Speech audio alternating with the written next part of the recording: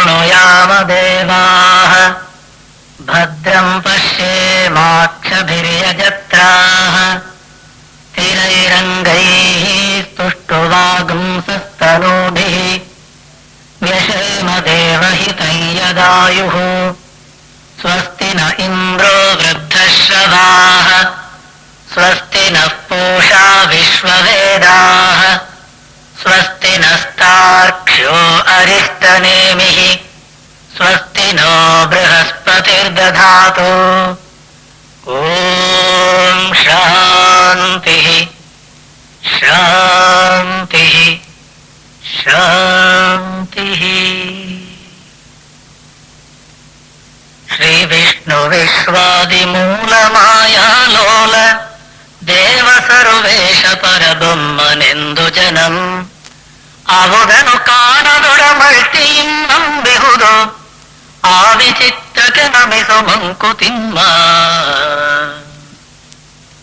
ಸನ್ಮಾನ್ಯ ಡಿವಿಜಿಯವರು ತಮ್ಮ ಮಂಕುತಿಮ್ಮನ ಕಗ್ಗದಲ್ಲಿ ವೇದಾಂತದ ಉನ್ನತೋನ್ನತ ವಿಚಾರವನ್ನ ಎಷ್ಟು ಸುಲಭ ಶೈಲಿಯಲ್ಲಿ ವರ್ಣಿಸಿದ್ದಾರೆ.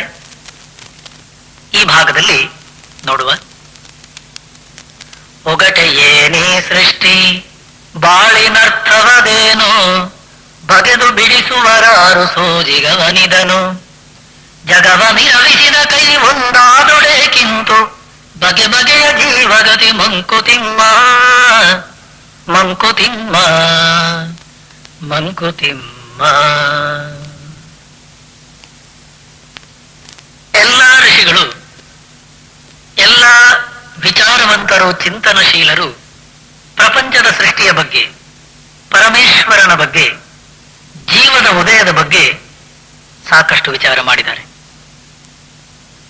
ಈ ಪ್ರಪಂಚದ ಉತ್ಪತ್ತಿ ಎಂದು ಯಾತಕ್ಕೆ, ಜೀವರಾಶಿಗಳ ಉತ್ಪತ್ತಿ ಎಂದು ಯಾವ ಉದ್ದೇಶಕ್ಕಾಗಿ, ಪರಮಾತ್ಮ ಅನ್ನುವಂಥವನು ಇದಾನೆಯೇ ಇರುವುದಾದ್ರೆ ದೇವರೆಂಬುದೇನು ಕಗ್ಗತ್ತಲೆಯ ಗವಿಯೇ ನಾವರಿಯಲಾರದರ ಎಲ್ಲದರೊಟ್ಟು ಹೆಸರೇ ಕಾವನುರುವನಿರಲ್ಕೆ ಜಗದ ಕಥೆಯೇಕಿಂತು ಸಾವು ಹುಟ್ಟುಗಳೇನು ಮಂಕುತಿಮ್ಮ. ಮನುಷ್ಯನಿಗೆ ವಿಚಾರ ಮಾಡುವುದಕ್ಕೆ ಇರುವಂತ ಅಂತಃಕರಣ ಬುದ್ಧಿ. ಬುದ್ಧಿ ಕಾರ್ಯದಿಂದ ಕಾರಣವನ್ನ ಅನುಮಾನಿಸುತ್ತೆ. ಒಂದು ಮಡಿಕೆ ಅನ್ನುವಂಥದ್ದನ್ನು ನೋಡುವುದಾದ್ರೆ ಈ ಮಡಿಕೆ ಅನ್ನುವಂಥದ್ದು ಎಲ್ಲಿಂದ ಬಂತು, ಇದನ್ನು ಮಾಡಿದವನು ಯಾರು? ಒಂದು ಬಟ್ಟೆಯನ್ನು ನೋಡುವುದಾದ್ರೆ ಈ ಬಟ್ಟೆ ಅನ್ನುವಂಥದ್ದನ್ನು ಹೊಲಿದವನು ಯಾರು?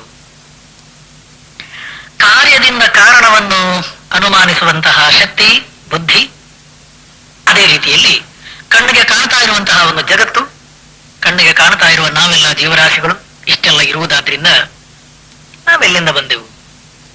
ಪ್ರಪಂಚದ ಸೃಷ್ಟಿ, ಜೀವರಾಶಿಗಳ ಉತ್ಪತ್ತಿ, ಆ ನಮಗಿಬ್ಬರಿಗೂ ಕಾರಣವಾಗಿರುವ ಪರಮೇಶ್ವರ, ಆ ಪರಮೇಶ್ವರನ ಈ ಪ್ರಪಂಚದ ಉದ್ದೇಶದ ಸೃಷ್ಟಿಯ ರಹಸ್ಯ ಎಲ್ಲವನ್ನು ಕೂಡ ಬುದ್ಧಿ ವಿಚಾರ ಮಾಡುತ್ತೆ.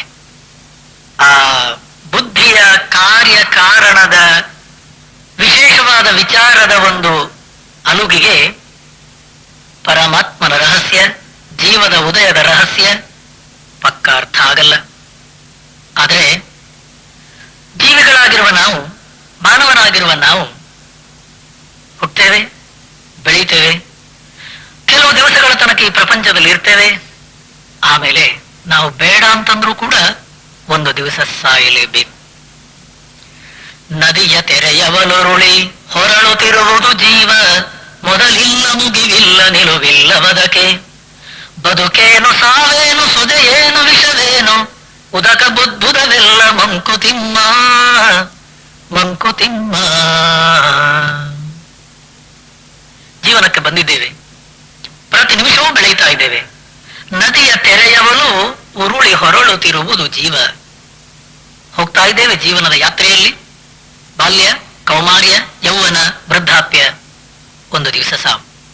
ಆ ಸಾವನ್ನುವಂಥದ್ದೇ ನಮ್ಮ ಜೀವನದ ಕೊನೆಯೋ ಮತ್ತೆ ಹುಟ್ಟುವಂಥದ್ದಿದೆ. ಜಾತಸ್ಯ ಮರಣಂ ಧ್ರುವಂ ಮೃತಸ್ಯ ಜನ್ಮಂ ಧ್ರುವಂ. ಸ್ವಾಮಿ, ಬದುಕೇನು ಸಾವೇನು, ಇದಕ್ಕೆ ಉತ್ತರ ಕೊಡುವವನು ಯಾರು? ನಮ್ಮ ಬುದ್ಧಿ ಅನ್ನುವಂಥದ್ದು ಹೊರಗಿನ ಪ್ರಪಂಚದಲ್ಲಿ ಕಾಣ್ತಾ ಇರುವ ಪ್ರಪಂಚವನ್ನು ನೋಡಿ, ಕಾಣ್ತಾ ಇರುವ ಕಾರ್ಯ ಜಗತ್ತನ್ನು ನೋಡಿ ಕಾರಣವನ್ನು ಊಹಿಸಲಿಕ್ಕೆ ಪ್ರಯತ್ನ ಮಾಡುತ್ತೆ. ಆದ್ರಿಂದ ಮಡಿಕೆಯನ್ನು ನೋಡಿ ಒಬ್ಬ ಕುಂಬಾರನಿರ್ಬೇಕು, ಒಂದು ಮೇಜನ್ನು ನೋಡಿ ಒಬ್ಬ ಬಡಗಿಯವನಿರ್ಬೇಕು, ಒಂದು ಬಟ್ಟೆಯನ್ನು ನೋಡಿ ನೇಯ್ಗೆಯವನು ಇರಬಹುದು ಅನ್ನುವಂತಹ ರೀತಿಯಲ್ಲಿ ಮನಸ್ಸು ಬುದ್ಧಿ ಊಹಿಸುತ್ತೆ. ಅದೇ ರೀತಿ ಕಾಣ್ತಾ ಇರುವ ಪ್ರಪಂಚಕ್ಕೆ, ನಾವೆಲ್ಲರೂ ಇರುವಂತಹ ಜೀವರಾಶಿಗಳಿಗೆ ನಮಗೊಬ್ಬ ಕಾರಣ ಪರಮಾತ್ಮನಿರಬೇಕು. ಎಲ್ಲಿ, ಯಾವ ರೀತಿಯಲ್ಲಿ ಅರ್ಥ ಆಗಲ್ಲ. ಮಂದಾಕ್ಷಿ ನಮಗಿಹುದು ಬಲು ದೂರ ಸಾಗದದು, ಸಂದೆ ಮಸಕಿನೊಳಿಹುದು ಜೀವನದ ಪಥವು, ಒಂದು ಮೆಟಕದು ಕೈಗೆ ಏನು ಕಣ್ಕೆಣಕುವುದು, ಸಂಧಿಯವೇ ನಮ್ಮ ಗತಿ ಮಂಕುತಿಮ್ಮ. ನಮ್ಮ ಕಣ್ಣಿಗೆ, ಸ್ಥೂಲ ದೇಹದಲ್ಲಿರುವ ಕಣ್ಣಿಗೆ ಹೊರಗಿನ ಪ್ರಪಂಚದ ವಸ್ತುಗಳು, ಎಷ್ಟು ದೂರದ ವಸ್ತುಗಳು ನಮಗೆ ಕಾಣುತ್ತವೆ. ಬಲು ದೂರ ಸಾಗದದು ನಮ್ಮ ಅಕ್ಷಿ, ನಮ್ಮ ಚಕ್ಷುಸು ಎಷ್ಟು ದೂರದ ವಸ್ತುಗಳನ್ನು ನೋಡ್ತೇವೆ ನಾವು. ಅದೇ ರೀತಿ ನಮ್ಮ ಮನಸ್ಸು ಬುದ್ಧಿಗೆ ಕಾರ್ಯಕಾರಣದ ಚೌಕಟ್ಟಿನ ಒಳಗೆ ಕೆಲಸ ಮಾಡುವ ಶಕ್ಯತೆ. ಕಾರ್ಯಕಾರಣವನ್ನು ದಾಟಿರುವಂತಹದ್ದು ಪರಮೇಶ್ವರ ವಸ್ತು, ಪುರುಷ ತಂತ್ರಕ್ಕೆ ಮೀರಿರುವಂತಹದ್ದು ಪರಬ್ರಹ್ಮ ವಸ್ತು. ಅದು ಮನಸ್ಸು ಬುದ್ಧಿಗೆ ಎಟಕಲ್ಲ. ಆದ್ದರಿಂದ ಕುರುಡನಿನ ಚಂದ್ರರನು ಕಣ್ಣಿಂದ ಕಾಣುವನೇ, ಅರಿಯುವಂ ಸೋಂಕಿಂದೆ ಬಿಸಿಲು ತಣಿವುಗಳ, ನರನು ಮಂತೆಯ ಮನಸ್ಸಿನ ಅನುಭವದಿ ಕಾಣುವನು, ಪರಸತ್ವ ಮಹಿಮೆಯನು ಮಂಕುತಿಮ್ಮ. ಪರಮಾತ್ಮ ತತ್ವವನ್ನು ಅರ್ಥ ಮಾಡಿಕೊಳ್ಬೇಕಾದ್ರೆ ನನ್ನ ಜೀವನದ ಆಧಾರ, ನನ್ನ ಜೀವನದ ಮೂಲ, ಅದನ್ನ ಸರಿಯಾದ ರೀತಿಯಲ್ಲಿ ತಿಳ್ಕೊಳ್ಬೇಕಾದ್ರೆ ಮನಸ್ಸು ಬುದ್ಧಿಗೆ ಎಟಕಲ್ಲ. ಶಾಸ್ತ್ರಮೇವ ಶರಣಂ ತಸ್ಮಾ ಶಾಸ್ತ್ರಂ ಪ್ರಮಾಣಂತೆ. 17ನೇ ಅಧ್ಯಾಯದಲ್ಲಿ ಪರಮಾತ್ಮ ಕೂಡ ಅಪ್ಪಣೆ ಕೊಡಿಸಿದ್ದಾನೆ. ಪುರುಷ ತಂತ್ರಕ್ಕೆ ಮೀರಿರುವ, ಬುದ್ಧಿಯ ಚೌಕಟ್ಟನ್ನು ಮೀರಿರುವ, ಕಾಲತ್ರಯಗಳನ್ನು ಮೀರಿರುವ ಆ ಪರಮಾತ್ಮ ವಸ್ತುವನ್ನು ತಿಳಿಯಬೇಕಾದ್ರೆ ಗುರುವನ್ನು ಆಶ್ರಯಿಸಬೇಕು, ಶಾಸ್ತ್ರವನ್ನು ಶರಣು ಹೋಗಬೇಕು. ಎಂಥ ದೃಷ್ಟಾಂತ ಕೊಟ್ಟಿದ್ದಾರೆ ನೋಡಿ. ಕುರುಡನು ಇನ ಚಂದ್ರನನ್ನು ಕಣ್ಣಿಂದ ಕಾಣುವನೇ.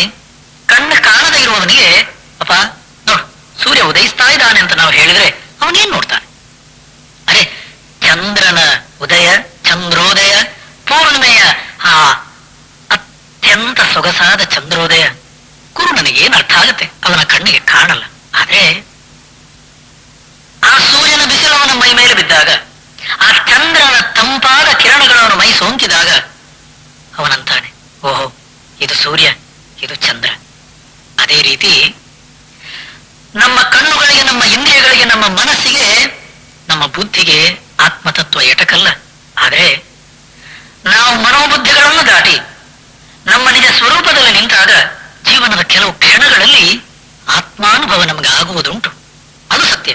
ಪರಮಾತ್ಮ ತತ್ವವನ್ನು ಅನುಭವದಲ್ಲಿ ತಿಳಿಯಬೇಕು ವಿನಃ ಬುದ್ಧಿಯ ಕಾರ್ಯ ಕಾರಣದ ವಾದದ ಮೂಲಕ ಅಲ್ಲ. ನೋಡಿ, ಪರಮಾತ್ಮ ತತ್ವವನ್ನು ತಿಳಿಯಬೇಕು, ಆ ಬುದ್ಧಿ ಶರಣಾಗಬೇಕು. ಎಷ್ಟು ಸುಂದರವಾದ ದೃಷ್ಟಾಂತ ನೋಡಿ. ಚಿತ್ತದನುಭವ ಭಾವ ಸಂಭಾವನೆಗಳೆಲ್ಲ ಬತ್ತವದನು ವಿಚಾರ ಯುಕ್ತಿಗಳು ಕೊಟ್ಟೆ, ತತ್ವ ತಂಡುಲ ದೊರೆಗುಮುದು ವಿವೇಚಿತ ತತ್ವ, ನಿತ್ಯ ಭೋಜನ ನಮಗೆ ಮಂಕುತಿಮ್ಮ. ಅಕ್ಕಿ ಅನ್ನುವಂಥದ್ದು ನಮಗೆ ಸಿಗಬೇಕಾದ್ರೆ ಕಷ್ಟಪಟ್ಟು ಭತ್ತ ಬಿತ್ತಿ ಚೆನ್ನಾಗಿ ನೀರು ಕೊಟ್ಟು ಅದು 3-4 ತಿಂಗಳು ಬೆಳೆಯುವ ತನಕ ಸರಿಯಾದ ರೀತಿಯಲ್ಲಿ ನೋಡಿ, ಆಮೇಲೆ ಸರಿಯಾದ ಭತ್ತ ಅನ್ನುವಂಥದ್ದು ಅದು ಬೆಳೆದು ನಿಂತಾಗ ಆ ಭತ್ತವನ್ನು ಚಂದದಲ್ಲಿ ಕೊಯ್ದು ಅಂಗಳಕ್ಕೆ ತಂದು ಒಣಗಿಸಿ, ಆ ಭತ್ತವನ್ನು ಆಮೇಲೆ ನಾವು ಕುಟ್ಟಿ ಅದರ ಹೊಟ್ಟು, ತೌಡು ಇವೆಲ್ಲವನ್ನು ತೆಗೆದಾಗ ತಂಡುಲ ಅಕ್ಕಿ ಪ್ರಾಪ್ತಿ. ಆ ಅಕ್ಕಿ ಅನ್ನುವಂಥದ್ದು ನಮಗೆ ಸಿಗಬೇಕಾದ್ರೆ ಭತ್ತದಿಂದ ಅದರ ಹೊಟ್ಟು, ಅದರ ತೌಡು ಬೇರೆ ಮಾಡಿದ ಹಾಗೆ ಇವತ್ತಿಗೆ ನಮಗೆ ಕಣ್ಣಿಗೆ ಕಾಣ್ತಾ ಇರುವ ಪ್ರಪಂಚ, ನನ್ನ ಶರೀರ ಮನಸ್ಸು ಬುದ್ಧಿ ಎನ್ನುವ ಜೀವಭಾವಕ್ಕೆ ಉಪಾಧಿಯಾಗಿರುವಂತಹ ಈ ಕೋಶಗಳು, ಇವುಗಳನ್ನೆಲ್ಲವನ್ನು ನಾನು ಬೇರೆ ಮಾಡಿ ಆ ತತ್ವಾನುಭವವನ್ನು ಪಡೆಯಬೇಕು. ನೋಡಿ, ಹೇಳುವಂತಹ ರೀತಿ ನೋಡಿ. ಅದಿಲ್ಲದೆ ನಾನು ಸುಮ್ಮನೆ ಅಯ್ಯೋ ಪ್ರಪಂಚಕ್ಕೆ ಬಂದಿದ್ದೇನೆ, ಒಂದು ದಿವಸ ಸಾಯಲಿಕ್ಕುಂಟು, ನನ್ನ ಹೆಂಡತಿ, ನನ್ನ ಮಕ್ಕಳು, ಯಾಕೆ ನಾವು ಬಂದಿದ್ದೇವೆ ನಮ್ಗೆ ಗೊತ್ತಿಲ್ಲ. ತಮ್ಮ ಬಾಳ ಹಳಿಗುವುದೇಕೆ ಗೋಳ ಕರೆವುದೇಕೆ ಬಾಳಿದಲ್ಲದೆ ತಪ್ಪದೇನ ಮಾಡಿದೊಡಂ ಕೇಳಿಯದು ಬೊಮ್ಮನಾಡಿಪನು ನೀನದರೊಳಗೆ ಪಾಲುಗೊಳ್ಳಲೊಳಬೇಡ ಮಂಕುತಿಮ್ಮ. ಬಾಳ ಹಳೆವುದೇಕೆ ಗೋಳ ಕರೆವುದೇಕೆ. ಅಳಬಾರದು. ಅಳು, ದುಃಖ, ಕೊರಗು, ಶೋಕ ನಮ್ಮ ಮನಸ್ಸಿನ ದೌರ್ಬಲ್ಯ. ಇಂಗ್ಲಿಷ್ ನಲ್ಲೂ ಹೇಳ್ತೇವೆ ನಾಲೆಜ್ ಇಸ್ ಪವರ್. ಪರಮಾತ್ಮ ಗೀತೆಯ 4ನೇ ಅಧ್ಯಾಯದಲ್ಲಿ ಹೇಳಿದ್ದುಂಟು, ನಹಿ ಜ್ಞಾನೇನ ಸದೃಶಂ ಪವಿತ್ರಂ ಇಹ ವಿದ್ಯತೆ ಜ್ಞಾನ ಪ್ಲವೇನೈವ ವೃಜಿನಂ ಸಂತರಿಷ್ಯಸಿ ಜ್ಞಾನಾಗ್ನಿ ಸರ್ವಕರ್ಮಾಣಿ ಭಸ್ಮಸಾತ್ ಕುರುತೆ ತಥಾ. ಹೇ ಅರ್ಜುನ, ಜ್ಞಾನದ ನಾವೆಯನ್ನು ಹತ್ತಿ ಕೂತ್ಕೋ, ಅದು ಭವಸಾಗರವನ್ನು ದಾಟಿಸ್ತದೆ. ನಿನ್ನ ಎಲ್ಲಾ ರೀತಿಯ ಶಂಕಗಳಿಗೆ, ಎಲ್ಲಾ ಸಂಶಯಗಳಿಗೆ ನಾನು ಬಂದದ್ದೆಲ್ಲಿಂದ, ನಾನು ಹೋಗುವುದೆಲ್ಲಿಗೆ? ಸ್ವಾಮೀಜಿ, ಹೆಂಡತಿ ಸಾಯೋದು ಯಾತಕ್ಕೆ? ಮಕ್ಕಳು ಯಾತಕ್ಕೆ ಸಾಯೋದು? ಈ ಜೀವ, ಹುಟ್ಟು, ಸಾವು ಇದಕ್ಕೇನರ್ಥ ಸ್ವಾಮಿ? ತಮ್ಮ, ಇದಕ್ಕೆಲ್ಲ ಅರ್ಥ ಆವಾಗ ಅರ್ಥ ಆಗುತ್ತೆ ನೋಡು. ಮೋಕ್ಷದಾಶೆಯೊಳು ಅತಿ ಆತುರತೆ ಒಳಿತಲ್ಲ, ಶಿಕ್ಷೆ ಬಹುಕಾಲ ನಡೆಯದೆ ಮೋಕ್ಷವಿಲ್ಲ. ಲಕ್ಷ ತಪ್ಪದೆ ಚರಿಸು ಸಾಮಾನ್ಯ ಧರ್ಮಗಳ ಮೋಕ್ಷ ಸ್ವತಃ ಸಿದ್ಧ ಮಂಕುತಿಮ್ಮ. ಮಂಕುತಿಮ್ಮ. ಜೀವನದಲ್ಲಿ ನಾವು ಬೆಳೀತಾ ಇರ್ಬೇಕಾದ್ರೆ ಸಾಧಾರಣ ಒಂದು 18, 20, 25 ವಯಸ್ಸಾಗುವಷ್ಟು ಹೊತ್ತಿಗೆ ಬುದ್ಧಿ ಸಾಕಷ್ಟು ಬೆಳೆದು ನಿಂತಿರುವಾಗ ಇಂತಹ ಪ್ರಶ್ನೆಗಳು ನಮಗೆ ಬರ್ತವೆ. ನಾನು ಬಂದದ್ದೆಲ್ಲಿಂದ? ಈ ಪ್ರಪಂಚ ಯಾಕಾಗಿ ಸೃಷ್ಟಿಯಾಯಿತು? ಈ ನಾನಾ ರೀತಿಯ ನಲಿವು ನೋವುಗಳ ಮಧ್ಯೆ ನಮ್ಮ ಜೀವನಕ್ಕೆ ಏನರ್ಥ? ಪರಮ ಪುರುಷಾರ್ಥ ಎಲ್ಲಿ? ಯಾವುದದು? ಅದನ್ನು ಗಳಿಸುವ ಬಗೆ ಎಂತು? ಜೀವನದಲ್ಲಿ ಶಾಂತಿ ಎಲ್ರಿಗೂ ಬೇಕು, ಸತ್ಯ. ಜೀವನದಲ್ಲಿ ಸುಖವನ್ನು ಅರಿಸುವವರು ನಾವೆಲ್ಲರೂ, ಸತ್ಯ. ಆದ್ರೆ ಯಾವುದನ್ನು ಸುಖ, ಶಾಂತಿ, ಆನಂದ ಅನ್ನುವಂತ ರೀತಿಯಲ್ಲಿ ನಾವೆಲ್ಲರೂ ಹೇಳ್ತಾ ಇದ್ದೇವೋ ಅದನ್ನೇ ಶಾಸ್ತ್ರ ಹೇಳುತ್ತೆ ಮುಕ್ತಿ, ಮೋಕ್ಷ, ನಿರ್ವಾಣ. ಮೋಕ್ಷ ಎಲ್ರಿಗೂ ಬೇಕು, ಶಾಂತಿ ಎಲ್ರಿಗೂ ಬೇಕು. ಎಲ್ರಿಗೂ ಬೇಕು ಮಾತ್ರ ಅಲ್ಲ, ಆದಷ್ಟು ಬೇಕವೇ, ಕೂಡಲೇ ಸಿಗಬೇಕು. ಆದ್ರೆ ಡಿವಿಜಿಯವರು ಹೇಳುವ ರೀತಿ ನೋಡಿ ತಮ್ಮ, ಮೋಕ್ಷದ ಆಶೆಗಳು ಅತಿ ಆತುರತೆ ಒಳಿತಲ್ಲ. ಶಾಂತಿ ಬೇಕು ಸತ್ಯ, ಆನಂದ ಬೇಕು ಸತ್ಯ. ಮೋಕ್ಷ ಗಳಿಸುವಂತದ್ದೇ ನಮ್ಮ ಪುರುಷಾರ್ಥ, ಜೀವನದ ಪರಮ ಲಕ್ಷ್ಯ, ಹೌದು. ಆದ್ರೆ ಇಲ್ಲಿ ನೋಡು, ಶಿಕ್ಷೆ ಬಹುಕಾಲ ನಡೆಯದೆ ಮೋಕ್ಷವಿಲ್ಲ. ಶಿಕ್ಷಣ, ಮನಸ್ಸು ಬುದ್ಧಿಗೆ ಸರಿಯಾದ ವಿಚಾರ ಶಿಕ್ಷಣವನ್ನು ಕೊಡು, ಮೋಕ್ಷ ಸ್ವತಃ ಸಿದ್ಧ. ಅಂತಃಕರಣ ಅನ್ನುವಂತಹ ಮನಸ್ಸು ಬುದ್ಧಿ ಅನ್ನುವಂಥದ್ದೇನಿದೆ, ಅದು ತನ್ನ ನಿಜ ಸ್ವರೂಪದಲ್ಲಿರುವಂತಹ ಆತ್ಮನನ್ನು ತಿಳಿಯಬೇಕಾದ್ರೆ ಅದು ಶಿಕ್ಷಣವನ್ನು ಪಡೆಯಬೇಕು, ಜ್ಞಾನವನ್ನು ಗಳಿಸಬೇಕು. ನೋಡಿ, ಯಾವ ಒಂದು ಜ್ಞಾನವನ್ನು ಉಪನಿಷತ್ತುಗಳು ಪ್ರತಿಪಾದಿಸಿವೆಯೋ, ಯಾವ ಜ್ಞಾನವನ್ನು ನಾನು ಪಡೆಯುವುದರಿಂದ ಹೊರಗಿನ ಪ್ರಪಂಚದಲ್ಲಿ ಆನಂದದಿಂದ, ಸಂತೋಷದಿಂದ, ಸುಖ, ಶಾಂತಿಯಿಂದ ಬದುಕಲಿಕ್ಕೆ ಸಾಧ್ಯ ಇದೆಯೋ ಆ ಜ್ಞಾನ ಗಂಗೆ ಈ ಕಗ್ಗದಲ್ಲಿ ಎಷ್ಟು ಸುಂದರವಾಗಿ ಹರಿದು ಬರುತ್ತೆ ನೋಡಿ. ನಮ್ಮ ಅಂತಃಕರಣದಲ್ಲಿ ಬರುವಂತಹ ಪ್ರಶ್ನೆಗಳನ್ನ ಆದಿಯಲ್ಲಿ ಕೇಳ್ತಾರೆ. ಪ್ರತಿಯೊಬ್ಬ ಮನುಷ್ಯನೂ ಕೇಳುವ ಹಾಗೆ, ಸ್ವಾಮೀಜಿ, ಈ ಜಗತ್ತು ಆದಿ ಆದದ್ದು ಯಾವಾಗ? ನಾವೆಲ್ಲರೂ ಕೂಡ ಮೊದಲು ಈ ಪ್ರಪಂಚಕ್ಕೆ ಬಂದದ್ದು ಯಾವಾಗ? ಅಲ್ಲ, ಯಾವ ಉದ್ದೇಶಕ್ಕಾಗಿ ನಮ್ಮನ್ನೆಲ್ಲರನ್ನು ಪರಮೇಶ್ವರನ ಸೃಷ್ಟಿ ಮಾಡಿದ್ದು? ಯಾವ ಉದ್ದೇಶಕ್ಕಾಗಿ? ನಮಗೆ ಕಷ್ಟ, ಸುಖ, ನಾನಾ ರೀತಿಯ ತಾಪತ್ರಯಗಳನ್ನೆಲ್ಲ ಕೊಡ್ತಾನಲ್ಲ, ಯಾತಕ್ಕಾಗಿ? ನಮ್ಮ ಜೀವನದ ಕೊನೆಯೆಂದು ಆದಿ ದಿವಸವದಾವುದೆಂದೆಂದು ಮಿಹ ಜಗಕ್ಕೆ ಬೋಧನೆಯ ಸುಲಭತೆಗೆ ಸೃಷ್ಟಿ ಲಯ ಕಥನ ಪಾದಶಿರಗಳ ಕೂರ್ಮ ಚಾಚಿಕೊಂಡಿರೆ ಸೃಷ್ಟಿ ಸೇದಿಕೊಂಡಿರೆ ಲಯವು ಮಂಕುತಿಮ್ಮ. ಆವುದಿರುವಿಕೆ ಗಾದಿ ಎಂದು ಸೃಷ್ಟಿಯ ಮೊದಲು ಆವುದಬ್ಧಿಯ ತೆರೆಗಳಲ್ಲಿ ಮೊಟ್ಟ ಮೊದಲು ಆವುದೆಲರಿನ ನಿಲ್ಲದಲೆ ತಕ್ಕೆ ಪಡು ಸೀಮೆ ಈ ವಿಶ್ವಕಥೆಯಂತೂ ಮಂಕುತಿಮ್ಮ. ಮಂಕುತಿಮ್ಮ, ಮಂಕುತಿಮ್ಮ.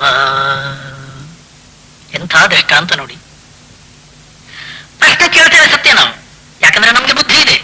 ಬುದ್ಧಿ ಇರುವುದರಿಂದ ಬುದ್ಧಿಯ ಕೆಲಸ, ಅಂತಃಕರಣದ ಕೆಲಸ, ಕಾರ್ಯವನ್ನು ನೋಡಿ ಕಾರಣವನ್ನು ಹುಡುಕೋದು, ತಪ್ಪಲ್ಲ. ಆಗುತ್ತಿರುವಿಕೆ ಗಾದಿ ಎಂದು ಸೃಷ್ಟಿಯ ಮೊದಲು. ನೋಡಿ, ನಾವು ಒಂದು ವೇಳೆ ಸಮುದ್ರದ ತೀರಕ್ಕೆ ಹೋಗುವುದಾದ್ರೆ ಕಣ್ಣು ಮುಂದೆ ವಿಶಾಲವಾದ ಸಾಗರ ಆರ್ಭಟಿಸುವ ತೆರೆಗಳ ಮೂಲಕ ನಮ್ಮ ಮುಂದೆ ನಿಂತಾಗ ಯಾರಾದ್ರೂ ಕೇಳಿದ್ರೆ, ಸ್ವಾಮೀಜಿ, ಎದುರಿಗೆ ಏನು ಸಮುದ್ರ ಕಾಣ್ತಾ ಇದೆ? ಹೌದು, ಇದರಲ್ಲಿ ಮೊಟ್ಟ ಮೊದಲನೆಯ ತೆರೆ ಯಾವಾಗ ಹುಟ್ಟಿತು? ಏನು ಉತ್ತರ ಕೊಡುವುದು ಹೇಳಿ? ಸಮುದ್ರವೇ ಅಲೆಗಳು, ಅಲೆಗಳೇ ಸಮುದ್ರ, ಅದರಲ್ಲಿ ಮೊದಲನೇ ಅಲೆ ಇಂಥ ದಿವಸ ಹುಟ್ಟಿತು ಹೇಳಲಿಕ್ಕೆ ಸಾಧ್ಯ ಇಲ್ಲ. ಇಂಥ ಪ್ರಶ್ನೆ ನಮ್ದು. ಏನ್ ಹೇಳಿ? ನಾನು ಮೊದಲನೇದಾಗಿ ಈ ಪ್ರಪಂಚಕ್ಕೆ ಬಂದದ್ದು ಯಾವಾಗ? ಈ ಪ್ರಪಂಚ ಹುಟ್ಟಿದ್ದು ಯಾವಾಗ? ಅಲ್ಲ, ಪ್ರಪಂಚ ಹುಟ್ಟಿದ್ದು ಯಾವಾಗ, ನಾನು ಮೊದಲು ಬಂದದ್ದು ಯಾವಾಗ ಅಂತ ನಾವು ಕೇಳ್ತೇವೆ. ಅದರ ಅರ್ಥ ಒಂದು ದಿವಸ ನಾವು ಇರಲಿಲ್ಲ, ಅಥವಾ ಒಂದು ದಿವಸ ನಾವು ಪ್ರಪಂಚ ಅನ್ನುವಂಥದ್ದು ಇರಲಿಲ್ಲ. ಒಂದು ದಿವಸ ಪ್ರಪಂಚವನ್ನು ಪರಮಾತ್ಮ ಸೃಷ್ಟಿಸಿದ. ಇಲ್ಲ ಇಲ್ಲ ಇಲ್ಲ ತಮ್ಮ, ಸೃಷ್ಟಿ ಕತೆ, ಕಟ್ಟು ಕತೆ, ವಿಲಯ ಕತೆ, ಬರಿಯ ಕತೆ, ಹುಟ್ಟು ಸಾವುಗಳೊಂದೆ ಪುರುಳು ನೆರಡು ದಶೆ, ನಿತ್ಯ ಪರಿವರ್ತನೆಯೇ ಚೈತನ್ಯ ನರ್ತನೆಯೇ, ಸತ್ಯ ಜಗದಲ್ಲಿ ಕಾಣೋ ಮಂಕುತಿಮ್ಮ ಮಂಕುತಿಮ್ಮ ಮಂಕುತಿಮ್ಮ. ಅಲ್ಲ, ಪ್ರಶ್ನೆ ಕೇಳ್ತೇವೆ ಸತ್ಯ. ಎಲ್ಲಿ ಪ್ರಶ್ನೆಗಳು ಉದ್ಭವಿಸ್ತವೋ ಅಲ್ಲೇ ಉತ್ತರ ಇದೆ. ಉತ್ತರ ಇರುವುದರಿಂದಲೇ ಪ್ರಶ್ನೆಗಳು ಹೇಳುವುದು.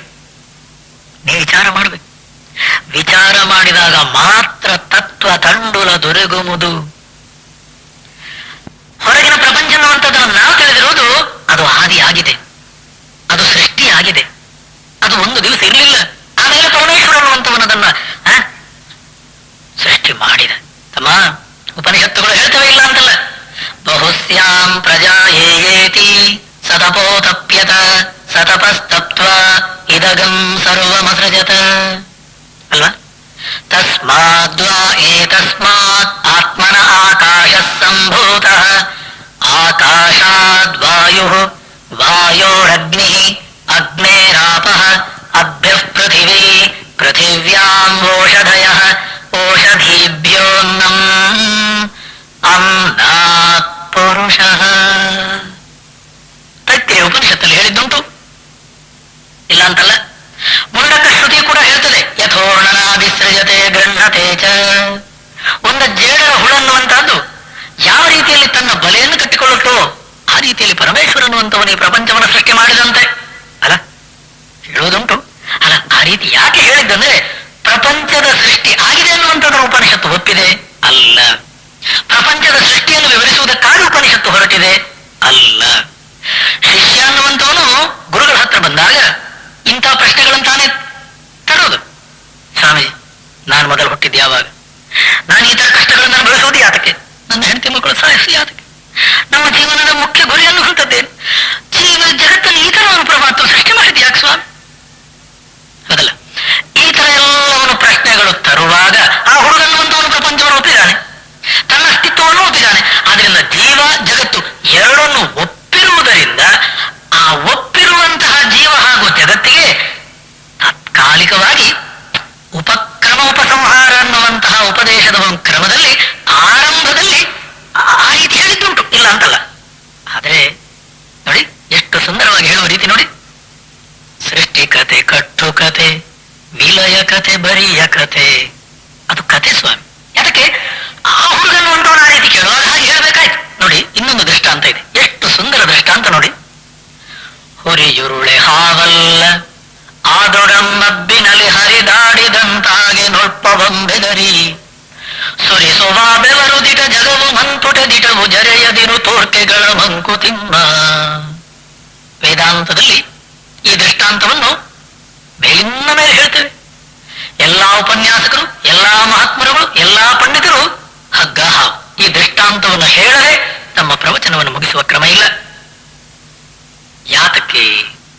ಯಾತಕ್ಕಂದ್ರೆ ನೋಡಿ, ಇರುವುದು ಒಂದು ವಸ್ತು, ಅತಸ್ಮಿನ್ ತದ್ಬುದ್ಧಿ ಅಧ್ಯಾಸ. ಇರುವಂತಹ ಒಂದು ವಸ್ತು ಅದು ಸ್ಪಷ್ಟವಾಗಿ ನಮಗೆ ಕಾಣದೆ ಅದು ಇನ್ನೊಂದು ರೀತಿಯಲ್ಲಿ ಏನೋ ಕಾಣ್ತದೆ. ಇದಕ್ಕನ್ನೋದು ನಾವು ಅಧ್ಯಾಸ, ಅಧ್ಯಾರೋಪ. ಇದು ಸ್ವಾಮಿ ನಮ್ಮ ಗ್ರಾಚಾರ. ಇರುವ ನಿಜವಾದ ತತ್ವ ನಾನು ಆತ್ಮವಸ್ತು, ಪರಮಾತ್ಮ ವಸ್ತು. ಆ ನಾನು ಅಂತ ನಾನು ಏನು ಹೇಳುವಂಥದ್ದಿದೆ ಅದು ನಿಜವಾದ ಆತ್ಮವಸ್ತು ನನಗೆ ಗೊತ್ತಿಲ್ಲ.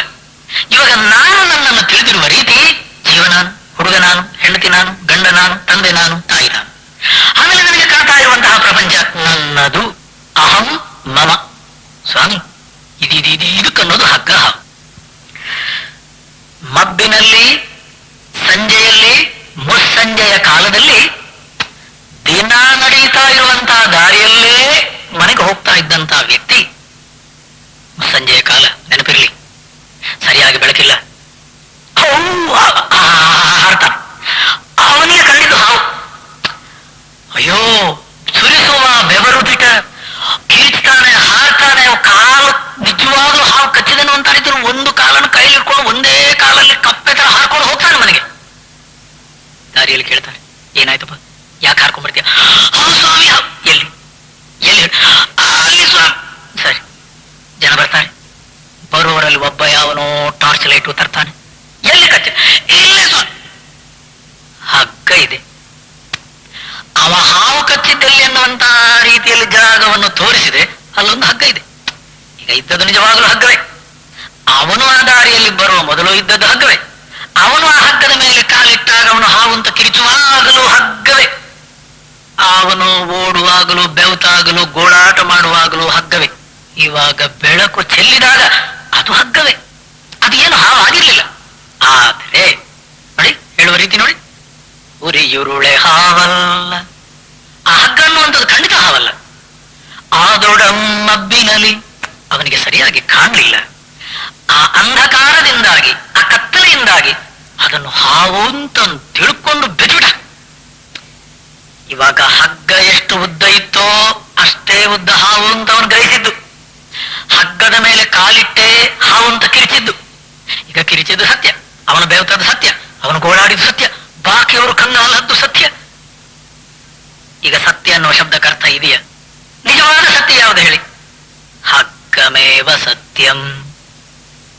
ಇದು ಜಗವು ಮಂತುಟದಿಟವು ಜರೆಯುದಿರು ತೋರ್ಕೆಗಳ. ತಮ್ಮ, ಇವತ್ತಿಗೆ ನಿನಗೆ ಪ್ರಪಂಚ ಕಾಣ್ತಾ ಇದೆ. ಇವತ್ತಿಗೆ ನನ್ನ ಶರೀರ ಅನ್ನುವಂತ ರೀತಿಯಲ್ಲಿ ನಾನು ಅಂತ ಅಂತ ಇದೆಯಾ? ಇದು ನನ್ನ ಹೆಂಡತಿ, ಇದು ನನ್ನ ಮಕ್ಕಳು, ಇದು ನನ್ನ ಗಂಡ, ಇದು ನನ್ನ ಬಂಧು ಬಳಗ, ಇದು ನನ್ನ ಸಂಸಾರ. ನಾನು ಯಾವಾಗ ಬಂದೆ? ಇದು ಯಾಕೆ ಇದರ ಜಗತ್ತು? ಎಲ್ಲಿಗೆ ನಾನು ಹೋಗ್ತೇನೆ? ಏನೇನೋ ಪ್ರಶ್ನೆಗಳನ್ನು ಕೇಳ್ತಾ ಇದೆಯಾ ತಮ್ಮ? ಇಲ್ಲಿ ನೋಡು, ಹಗ್ಗದಲ್ಲಿ ಹಾವು ಕಂಡ ಹಾಗೆ. ಅದರ ಅರ್ಥ ಏನ್ ಹೇಳಿ? ಅಲ್ಲಿರುವಂಥದ್ದು ನಿಜವಾದ ವಸ್ತು ಹಗ್ಗ, ಅಧಿಷ್ಠಾನ ವಸ್ತು ಹಗ್ಗ, ಅಧ್ಯಸ್ಥ ವಸ್ತು ಹಾವು. ಇರುವುದು ಒಂದೇ. ಇರುವ ಒಂದು ವಸ್ತು ಇನ್ನೊಂದು ರೀತಿಯಲ್ಲಿ ಕಾಣುವುದಕ್ಕೆ ನಾವಂತೇವೆ ಸಂಸಾರ. ಇನ್ನೊಂದು ದೃಷ್ಟಾಂತ ನೋಡಿ. ಮರ ತನ್ನ ಹೆತ್ತ ಬೀಜವನಿಲ್ಲವೆನಿಸಿ ವಿಸ್ತರಿಸು ಬಂದದಿ ಸೃಷ್ಟಿ ತನ್ನ ಮೂಲವನು. ಮರೆಮಾಚಿ ತಾನೆ ಮೆರೆಯುತ್ತಿರುವುದು ಕಣ್ಗಳಿಗೆ ನೊರೆ ಸೃಷ್ಟಿ ಪಾಲ್ ಬ್ರಹ್ಮ ಮಂಕುತಿಮ್ಮ. ಎರಡು ದೃಷ್ಟಾಂತ ಇದೆ. ಒಂದು ಬೀಜ ಮರ, ಇನ್ನೊಂದು ಹಾಲು ನೊರೆ. ನೋಡಿ, ಅದ್ವೈತ ಬಹಳ ಕಷ್ಟ. ಅದ್ವೈತ ಅನ್ನುವಂತಹದ್ದು ಅನುಭವ ಗಮ್ಯ. ಆ ಉನ್ನತ ಮಟ್ಟಕ್ಕೆ DVG ಅವರು ಹೋದದ್ರಿಂದ ಈ ತರದ ಕಗ್ಗಗಳು ಬರ್ಲಿಕ್ಕೆ ಸಾಧ್ಯ. ಸ್ವಾಮಿ, ವಿಚಾರ ಮಾಡಿ. ಎಷ್ಟೋ ಜನ ನಾವು ಕೇಳೋದುಂಟು, ಸ್ವಾಮೀಜಿ ಮರ ಮೊದಲು ಬೀಜ ಮೊದಲು ಅಂತ, ಹೌದಲ್ಲ? ಕೋಳಿ ಮೊದಲು ಮೊಟ್ಟೆ ಮೊದಲು ಅಂತ.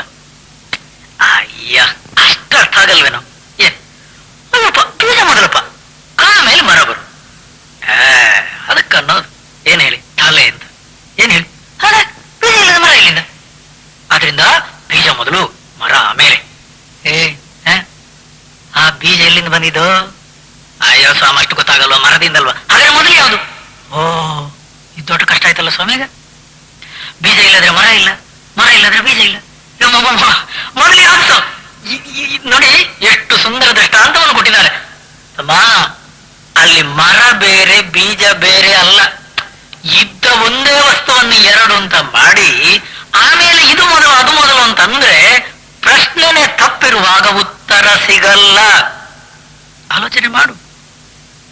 ಮರ ಮತ್ತು ಬೀಜ ಎರಡು ಬೇರೆ ಬೇರೆ ವಸ್ತುವಲ್ಲ. ಅವ್ಯಕ್ತವಾದ ಮರವೇ ಬೀಜ, ವ್ಯಕ್ತವಾದ ಬೀಜವೇ ಮರ. ಆಲೋಚನೆ ಮಾಡಿ. ಕಣ್ಣಿಗೆ ಕಾಣದೇ ಇದ್ದ ಮರವೇ ಬೀಜ, ಕಣ್ಣಿಗೆ ಕಾಣುವ ರೀತಿಯಲ್ಲಿ ಆ ಬೀಜ ಹೊರಗೆ ಬಂದದ್ದೇ ಮರ. ನೋಡಿ, ಯಾವ ಬೀಜವನ್ನು ನೀವು ಮಣ್ಣಿಗೆ ಹಾಕಿದ್ದೀರೋ ಆ ಬೀಜ ಅನ್ನುವಂಥದ್ದು ಇವತ್ತಿಗೆ ಕಣ್ಣಿಗೆ ಮುಂದೆ, ನಮ್ಮ ಕಣ್ಣು ಮುಂದೆ ಬೃಹದಾಕಾರವಾಗಿ ದೈತ್ಯಾಕಾರವಾಗಿ ಮರವಾಗಿ ನಿಂತಿದೆ ಅಲ್ವಾ? ಆ ಬೀಜವೇ ಮರವಾದ್ದಲ್ವಾ? ಹೌದು. ಬೀಜ ಮೊದಲು ಮರ ಮೊದಲು ಎಲ್ಲಿಂದ ಬಂತ ಹೇಳಿ? ಇರುವ ಒಂದು ವಸ್ತುವನ್ನು ಎರಡು ಮಾಡಿದ್ದೇವೆ. ಆದ್ರಿಂದ ನಮ್ಮ ಪ್ರಶ್ನೆ ಮೊದಲು ಯಾವುದು? ಪಾಲ್ ಬ್ರಹ್ಮ. ಎಂತ ದೃಷ್ಟಾಂತ ನೋಡಿ. 2 ಲೋಟಗಳಲ್ಲಿ ನೀವು ಒಂದು ವೇಳೆ ಹಾಲನ್ನು ಕೆಳಗೆ ಮೇಲೆ ಮಾಡುವುದಾದ್ರೆ, ಉಡುಪಿ ಹೋಟೆಲ್ ಮಾಡುವುದು ನೀವು ನೋಡ್ಬೋದು. ಅವರು ಚಹಾ ಕಾಫಿ ಮಾಡುವಾಗ ಅವರು ಕೆಳಗೆ ಮೇಲೆ ಕೂಡ ಮಾಡುವುದಿಲ್ಲ, ಅವರು ಅಡ್ಡ ಹಿಡಿಯುತ್ತಾರೆ. ನ್ಯೂಟನ್ ಇದ್ದು ಗ್ರಾವಿಟೇಷನ್ ಥಿಯರಿ ಕೂಡ ಉಲ್ಟಾ ಪಲ್ಟಿ ಆಗುತ್ತೆ. ಅದು ಹೇಗೆ ಅವರು ಅಡ್ಡ ಮಾಡುವಾಗ ಚಹಾ ಕಾಫಿ ಕೆಳಗೆ ಬೀಳುವುದಿಲ್ಲ? ಬಹಳ ದೊಡ್ಡ ಪವಾಡ ಸ್ವಾಮಿ, ನೀವು ನೋಡಿರ್ಬೋದು. ಅದು ಒಂದು ಸತ್ಯ. ಅವರು ಟೀ ಕೊಡುವಾಗ ಆ ಗ್ಲಾಸ್ ಅಲ್ಲಿ ಫುಲ್ ಗ್ಲಾಸ್ ಇದ್ದಾಗ ಕಾಣುತ್ತೆ, ಅರ್ಧ ಗ್ಲಾಸ್ ಬರೀ ನೋಡ್ರಿ.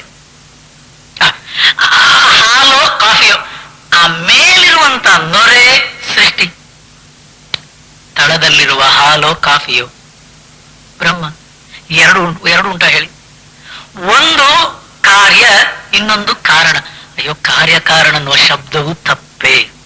ಪ್ರಪಂಚ ಅನ್ನುವಂಥದ್ದು ಕಾರ್ಯ, ಪರಮಾತ್ಮ ಅನ್ನುವಂತಹ ಕಾರಣ ಅಂತಂದ್ರೂ ಸಿಕ್ಕಾಕೊಳ್ತೇವೆ. ಯಾತಕ್ಕಂದ್ರೆ ಒಂದೇ ವಸ್ತು. ಬೀಜ ಅನ್ನುವಂಥದ್ದು ಕಾರಣ, ಮರ ಅನ್ನುವಂಥದ್ದು ಕಾರ್ಯ ಅಂದ್ರೂ ಸಿಕ್ಕಾಕೊಳ್ತೇವೆ. ಯಾಕೆ? ಒಂದೇ ವಸ್ತು. ಯಾತಕ್ಕೆ? ಉರಿಯುರುಳೆ ಹಾವಲ್ಲ ಆದೊಡಮ್ಮಬ್ಬಿನಲ್ಲಿ ಹರಿದಾಡಿದಂತಾಗೆ ನೋಳ್ಪ ಬಂಬೆದರಿ. ಹಗ್ಗ ಹಾವು ಎರಡಿಲ್ಲ ಸ್ವಾಮಿ. ಹಗ್ಗ ಅನ್ನುವಂಥದ್ದು ಕಾರಣ, ಹಾವು ಅನ್ನುವಂಥದ್ದು ಕಾರ್ಯ ಕಾರಣವಾದ ಇಲ್ಲಿ ಸಲ್ಲದು. ಓಹೋ, ಹಾಗಾದ್ರೆ ಸ್ವಾಮೀಜಿ ಪರಮಾತ್ಮ ಅನ್ನುವಂಥವನು ಕಾರಣ, ಪ್ರಪಂಚ ಅನ್ನುವಂಥದ್ದು ಅವನಿಂದ ಬಂತು, ಇದನ್ನು ಶ್ರುತಿ ಒಪ್ಪಲ್ಲ ಸ್ವಾಮಿ. ಇಲ್ಲ, ಸದೇವ ಸೌಮ್ಯ ಇದಮಗ್ರೆ ಆಸೀತ್ ಏಕಮೇವಾದ್ವಿತೀಯಂ ಬ್ರಹ್ಮ. ಪರಮಾತ್ಮ ವಸ್ತು, ಪರಬ್ರಹ್ಮ ವಸ್ತು, ಏಕಮೇವಾದ್ವಿತೀಯಂ, ಅದು ಒಂದೇ ಇತ್ತು. ಇವಾಗಲೂ ಅದು ಒಂದೇ ಇರೋದು ಸ್ವಾಮಿ. ಹಗ್ಗ ಒಂದೇ ಇತ್ತು, ಅದು ಹಾವಿನ ಹಾಗೆ ಕಂಡಿದ್ದು, ಅದು ಹಾವಿನ ಹಾಗೆ ಬದಲಾವಣೆಗೊಳ್ಳಿಲ್ಲ, ಅಲ್ಲಿ ಪರಿಣಾಮ ಇಲ್ಲ. ಆಗ ನಮ್ಮ ಕಣ್ಣಿಗೆ ಕಂಡುತ್ತಲ್ಲ ಸ್ವಾಮಿ ಹಾವು. ದೃಷ್ಟಿ ದೋಷ, ನಾವೇನು ಮಾಡೋದು ಹೇಳು? ಆದ್ರೆ ಇಷ್ಟೆಲ್ಲ ಹೇಳಿದ್ರು ನಮ್ಮ ಮನಸ್ಸು ಬುದ್ಧಿಗೆ ಅರ್ಥ ಆಗುತ್ತೋ? ಆಗಲ್ಲ. ಯಾಕೆ ಹೇಳಿ? ಯಾಕಂದ್ರೆ ನಾನಿದ್ದೇನೆ, ನನ್ನ ಹೆಂಡತಿ ಮಕ್ಕಳಿದ್ದಾರೆ, ಮಗು ಹುಟ್ಟುತ್ತದೆ, ಬೆಳೀತದೆ, ಸಾಯ್ತದೆ. ಇಷ್ಟೆಲ್ಲಾದ್ರೂ ಆಗ ನೀವು ಪ್ರಪಂಚನೇ ಇಲ್ಲ, ಜೀವನ ಇಲ್ಲ ಅಂದ್ರೆ ಅವನ್ ಸಹ ಹೋಗ್ತಾನೆ.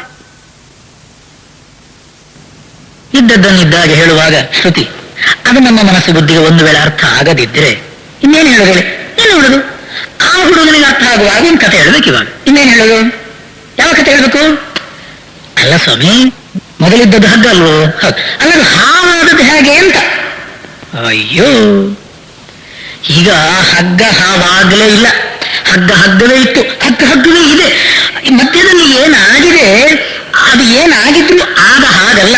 ಆದೋ ಅಂತೇತ ಎನ್ನಾಸ್ತಿ ವರ್ತಮಾನೇತಿ ತತ್ತಥಾ ಅಂತನ್ನೋದು ಮಂಡುಕ್ಯ ಕಾರಿಕ ಗೌಡಪಾದರು. ನಮ್ಮ ತಲೆಗೂ ಹಾಗಲ್ಲ. ಆ ಪರಬ್ರಹ್ಮ ವಸ್ತು ಬದಲಾವಣೆ ಆಗಲಿಲ್ಲ. ಅದು ಶುದ್ಧ ಚೈತನ್ಯ, ನಿತ್ಯ ಶುದ್ಧ ಬುದ್ಧ ಮುಕ್ತ ಸ್ವರೂಪ. ಅದು ಇವಾಗಲೂ ಸ್ವಾಮಿ ನಾನು ಅಂತ ನಾನು ಹೇಳುವಾಗ ಆತ್ಮತತ್ವ, ಪರಬ್ರಹ್ಮ ವಸ್ತು, ಶುದ್ಧ ವಸ್ತು, ನಿತ್ಯ ಮುಕ್ತ ವಸ್ತು. ಅಲ್ಲಿ ಬಂಧನ ಅನ್ನುವಂಥದ್ದು ಬರಲಿಲ್ಲ, ಆ ಜೀವಭಾವ ಅನ್ನುವಂಥದ್ದು ಇಲ್ಲವೇ ಇಲ್ಲ. ಆದ್ರೆ ಅರ್ಥ ಆಗ್ಬೇಕಲ್ಲ, ನಮಗೆ ಜೀವಭಾವವೇ ಬರಲಿಲ್ಲ ಅಂತ ಹೇಳಿದ್ರೆ ನಾವು ಒಪ್ಪೂರಲ್ಲ. ಜೀವ ಹೇಗಾಯ್ತು ಉತ್ತರ ಕೊಡಬೇಕು. ಆ ಜೀವ ಆದದ್ದನ್ನು ಮತ್ತೆ ಅದು ಪರಮಾತ್ಮನ ಜೊತೆಯಲ್ಲಿ ಒಂದಾಗುವುದಕ್ಕೆ ದಾರಿ ತೋರಿಸಬೇಕು, ಹೌದಲ್ಲ? ಅದೇ ಅಂಥದ್ದಕ್ಕೊಂದು ಎಷ್ಟು ಸುಂದರವಾದ ರೀತಿಯಲ್ಲಿ ಒಂದು ಕಥೆ ಕಟ್ಟಿದ್ದಾರೆ ನೋಡಿ. ಶ್ರುತಿಯು ಕಥೆಯ ಮೂಲಕವೇ ಹೇಳಿದ್ದು, ಉಪನಿಷತ್ತುಗಳು ಹಾಗೆಯೇ ಅದೇ ರೀತಿಯಲ್ಲಿ ಶಿಷ್ಯರಿಗೆ ಉಪದೇಶವನ್ನು ಕೊಟ್ಕೊಂಡು ಹೋದದ್ದು. ಆ ನಿಜವಾದ ಉನ್ನತ ಮಟ್ಟಕ್ಕೆ, ತುರಿಯ ಸ್ಥಿತಿಗೆ ಶಿಷ್ಯ ತಲುಪುವಾಗ ಅವಗವನಿಗೆ ಅರ್ಥ ಆಗುತ್ತೆ, ಅನುಭವ ಗಮ್ಯವಾಗುತ್ತೆ, ಅಪರೋಕ್ಷಾನುಭವದಲ್ಲಿ ನಿಲ್ತಾನೆ. ಅದುವೇ. ಆದರೆ ಆ ಉಪದೇಶದ ಸಂದರ್ಭದಲ್ಲಿ ಅವನನ್ನು ಅವನಿರುವ ಮಟ್ಟದಿಂದ ಮೇಲೆತ್ತಬೇಕಾದ್ರೆ ಎಷ್ಟು ಸುಂದರವಾಗಿ ತಗೊಂಡು ಹೋಗ್ತಾರೆ ನೋಡಿ ಗುರುಗಳು. ಆ ಪರಮಾತ್ಮನ್ನುವಂಥವನು ಈ ರೀತಿಯ ಜಗತ್ತು, ವಿಚಿತ್ರವಾದ ರೀತಿಯಂತಹ ಜೀವರಾಶಿಗಳು, ಬಹುರೂಪ ಪ್ರಪಂಚ ಯಾಕೆ ಸ್ವಾಮಿ ಸೃಷ್ಟಿ ಮಾಡಿದ? ಅಲ್ಲ, ನೀವು ಹೇಳುವ ಹಾಗೆ ಈಗ ಪ್ರಪಂಚ ಬರುವ ಮೊದಲು, ಪ್ರಪಂಚ ಸೃಷ್ಟಿಯಾಗುವ ಮೊದಲು, ನಾವೆಲ್ಲ ಜೀವರಾಶಿಗಳು ಬರುವ ಮೊದಲು ಒಬ್ಬನೇ ಇದ್ದಿದ್ದಾನೆ, ಪರಮಾತ್ಮ ಮಾತ್ರ ಇದ್ದಿದ್ದಾನೆ. ಯಾಕೆ ಸ್ವಾಮಿ ಈ ತರ ಎಲ್ಲ ಮಾಡಿದ್ದವನು? ಏನ್ ಮಾಡೋದು ಹೇಳಿ?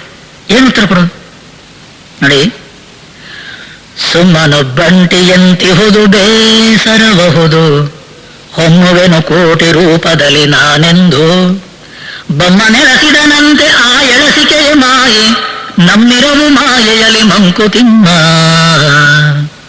ತಮ್ಮ, ಹಗ್ಗ ಒಂದೇ ಇತ್ತು ಕಣೋ. ಆ ಹಗ್ಗ ಹಾವಾಗಲೇ ಇಲ್ಲ.